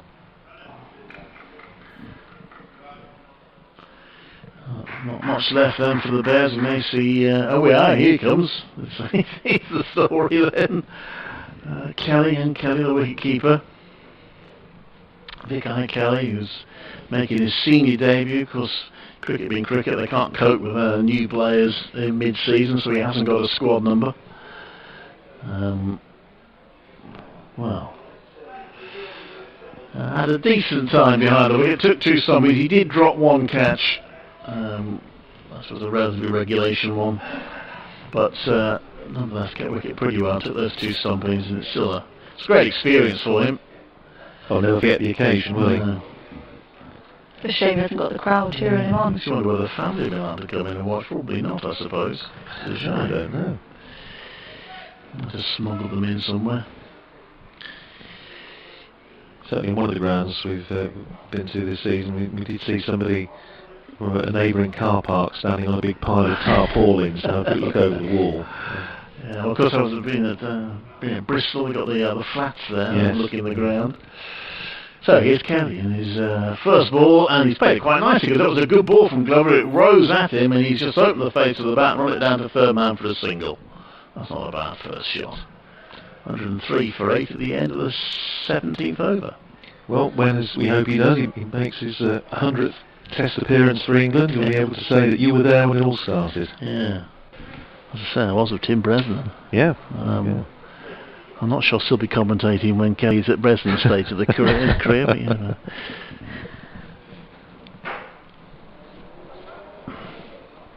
Means he's still on strike, 3 overs to go. Who have we got bowling here now? This is going to be Nathan Buck again. Nathan Buck continuing then. 3 overs to go. It's really about what the Bears can eke out now in terms of trying to narrow the deficit, unless something really bizarre happens. 56 required from 3 overs. Kelly has played that one to mid-on for a single. I'm sure he's been told by the coach, he's have to just go out there, enjoy yourself, just play, don't worry about the match situation. No one's expecting you to hit 6 sixes and win the game, but mind you, if you do, it'll be very nice. 104 for 8. It was the anniversary yesterday of Sir Garfield doing it, wasn't it, at Swansea? In comes Buck. Right arm over. And that's hit aerially. Has he got enough on that? Oh, he has. That's gone for 6. That's a terrific shot from Brooks. That's gone between the stand and the indoor school for 6 runs. Oh well. Nick Webb, I was doing the Glamorgan game because yesterday Nick Webb, BBC Wales, was saying that Glamorgan gets slightly weary of people hashtagging them in for reminding them about all these various anniversaries and records. Yes, and that's gone way down to Swansea. Buck in to bowl to Brooks again, who makes room and hits that. Now, who's that hit? That's come off somebody, and he's going to get 2 runs for it. I haven't heard anybody, but looks like Kelly has to be quick. A direct hit might have run him out, but it missed. All sorts happened there. Like it hit Buck, didn't it, on the boot on the return? Yes, the throw hit Buck. I'm not sure what happened with the original shot, but anyway. They got 2 amid all that mayhem. 112 for 8. I just wondered who had gone to retrieve that ball that Henry Brooks hit in the car park. It was Blessing Rabbani, who's in a blue tabard. A rainbow of tabards this evening. 47 required, 46 to tie. So in comes Buck to bowl to Brooks. Oh, and the slower ball does for Brooks there. He just manages to push it out to the offside for a single. Managed to adjust that time, Brooks, with a good delivery from Buck. 113 for 8. Brooks on to 27. Doesn't get all that many opportunities to bat in T20, so he's getting a few runs on his career stats. He's batted nicely there, hasn't he? Yes. Waited for the ball to hit. T20 best by a distance. And that's a good delivery, which is too good for Kelly. That's Yorker length delivery. Kelly playing forward to it, misses it, it goes to the wicketkeeper. There's no run. 46 required if he's still counting from 13 balls. Not quite needing snookers yet. That's been a good effort from Northants. Batted really well at the top of the innings. Struggled a little bit in mid-innings, but kept enough wickets in hand to accumulate at the end. And again, he's played those ones bouncing deliveries well. Kelly plays off his chest down to back of square leg for a single. End of the over, and they bowl well. Northants throughout. They fielded well too. And the Bears have never looked like challenging this total of 159, this target. It's 114 for 8 with 2 overs to go. That over from Nathan Buck, really, wasn't it? That when we got the 2 openers out in the space of 3 balls, that just seemed to knock the Bears right back on their heels. A little bit like the Northampton innings, really, wasn't it? Yes. Obviously, Sterling Levy got us off to a really good start, but then pegged us right back. But we just got the 60 on the board before, whereas they hadn't. Yeah, Glover comes in to bowl to Kelly. 12 balls to go. And Kelly has a swing and a miss. The keeper takes it. He remains on 3. Okay, Kelly, teenager, making his senior debut. And you can tell how young he is because Henry Brooks, who's not exactly a seasoned pro, is offering senior advice to him. That's still quite good for Brooks, as he's still much younger than him at the other end. But unlike Richard Levy, he's not going all the way down the other end to tell him.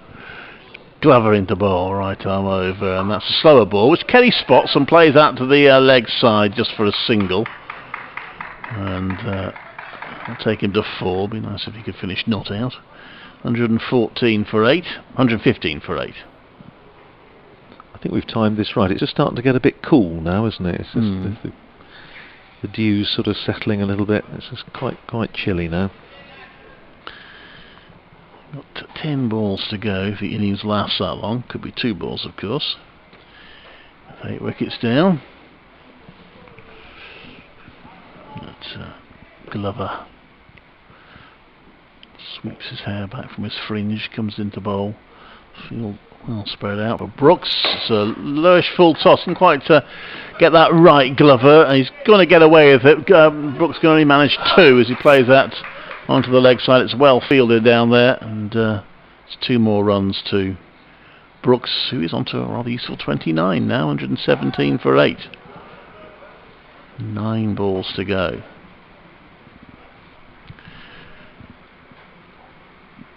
Hit every ball for 4 from here, they still lose. That's a slightly sobering stat for them. Glover into Brooks, and he has a swing and a miss. It was too close to the body to play. That was a good delivery from Glover, a bit of bounce, and Brooks fails to connect. 117 for 8 remains the score.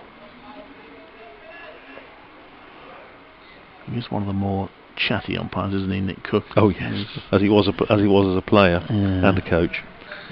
Chatting to everybody there. Like to natter, did the beast.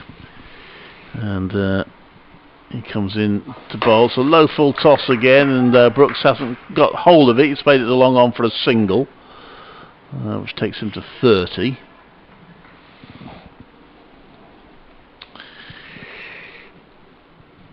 And 1 more ball this over to go.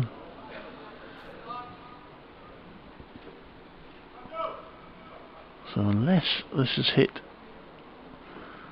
well, if it's hit for 4, they could still tie with 6 sixes. Captain Mannering would have said, I think we're going to the realms of fantasy there. Yes. Glover into bowl to Kelly. And he's top edge that, and the wicketkeeper gets gloves to it, but ends up tipping it over the bar. And the batters then get into a bit of a tangle. They could have gone for 2 actually, because the throw wasn't very good, but they get 1. Kelly survives, but the game is done. It has been for a while, but 119 for 8, 1 over to go, and it's last over has to be bowled. But Northants are going to win this by a decent margin and put themselves in a very strong position to qualify for the quarterfinals, all of which are played on the same day this year. Normally they're spread out over 4 days. October the 1st. Yeah, and then finals day later in October in Edgbaston. Hopefully we'll have crowds back in by then. Yes, I think that's the hope, isn't it? I think they've got some. Is it Thursday? They've got one of the pilots schemes somewhere in the country. Surrey are doing one, aren't they? Yes. Kelly on strike. Hopefully still enjoying himself as Buck comes in to bowl. And that's gone straight through him. And there is no run.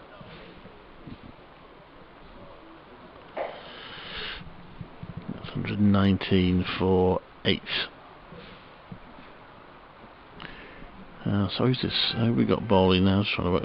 Is this? This is Ben Sanderson. Ben Sanderson, I beg your pardon. Yes, so it is. Of course it is. 5 balls to go. Sanderson to Kelly. Kelly comes down the pitch. It ends up being a full toss, which misses him. Arguably missed leg stump, but it went past the batter's chest. And Kelly, just a little bit of youthful anxiety perhaps. He's on 5. He'd like to hit a big shot at some point, I suppose. Remember his debut bite. As in, once again comes Sanderson, and it's short. He's got that all the way. I can see if there's a fielder down there. Yes, there is, and he's caught it. And emerging from under the balcony is Glover, but the umpires, he signalled. No, what's happened? No, he is. I thought for a minute I thought he wasn't going off there. I thought maybe he'd signalled. Was there some suggestion it could have been a no ball? But anyway, he goes Kelly for 5, and so Chetan Patel now coming in at number 11. He always has struggled in T20 cricket. He scored a lot of runs in red ball cricket. Scored 100 on his Warwickshire debut, but has never found it easy with the white ball. He comes now. He may not get to face because we've got 3 balls to go. Henry Brooks is on strike. At least I assume he is. I assume the batter's crossed. Yeah. And well, no runs off this over so far. And a wicket. So Brooks, who might have been thinking that'd be a nice little 30 not out for me, still has to face a few deliveries. Glover comes in now from his position at fine leg, and Brooks has hit that one aerially, but it won't carry to long off, so it'll just be a single. So Patel, in his final season in county cricket, will get to face. Not played in the Bob Willis Trophy because he's been coaching for England. It must make Warwickshire one of the first teams to lose their overseas player because of England duty.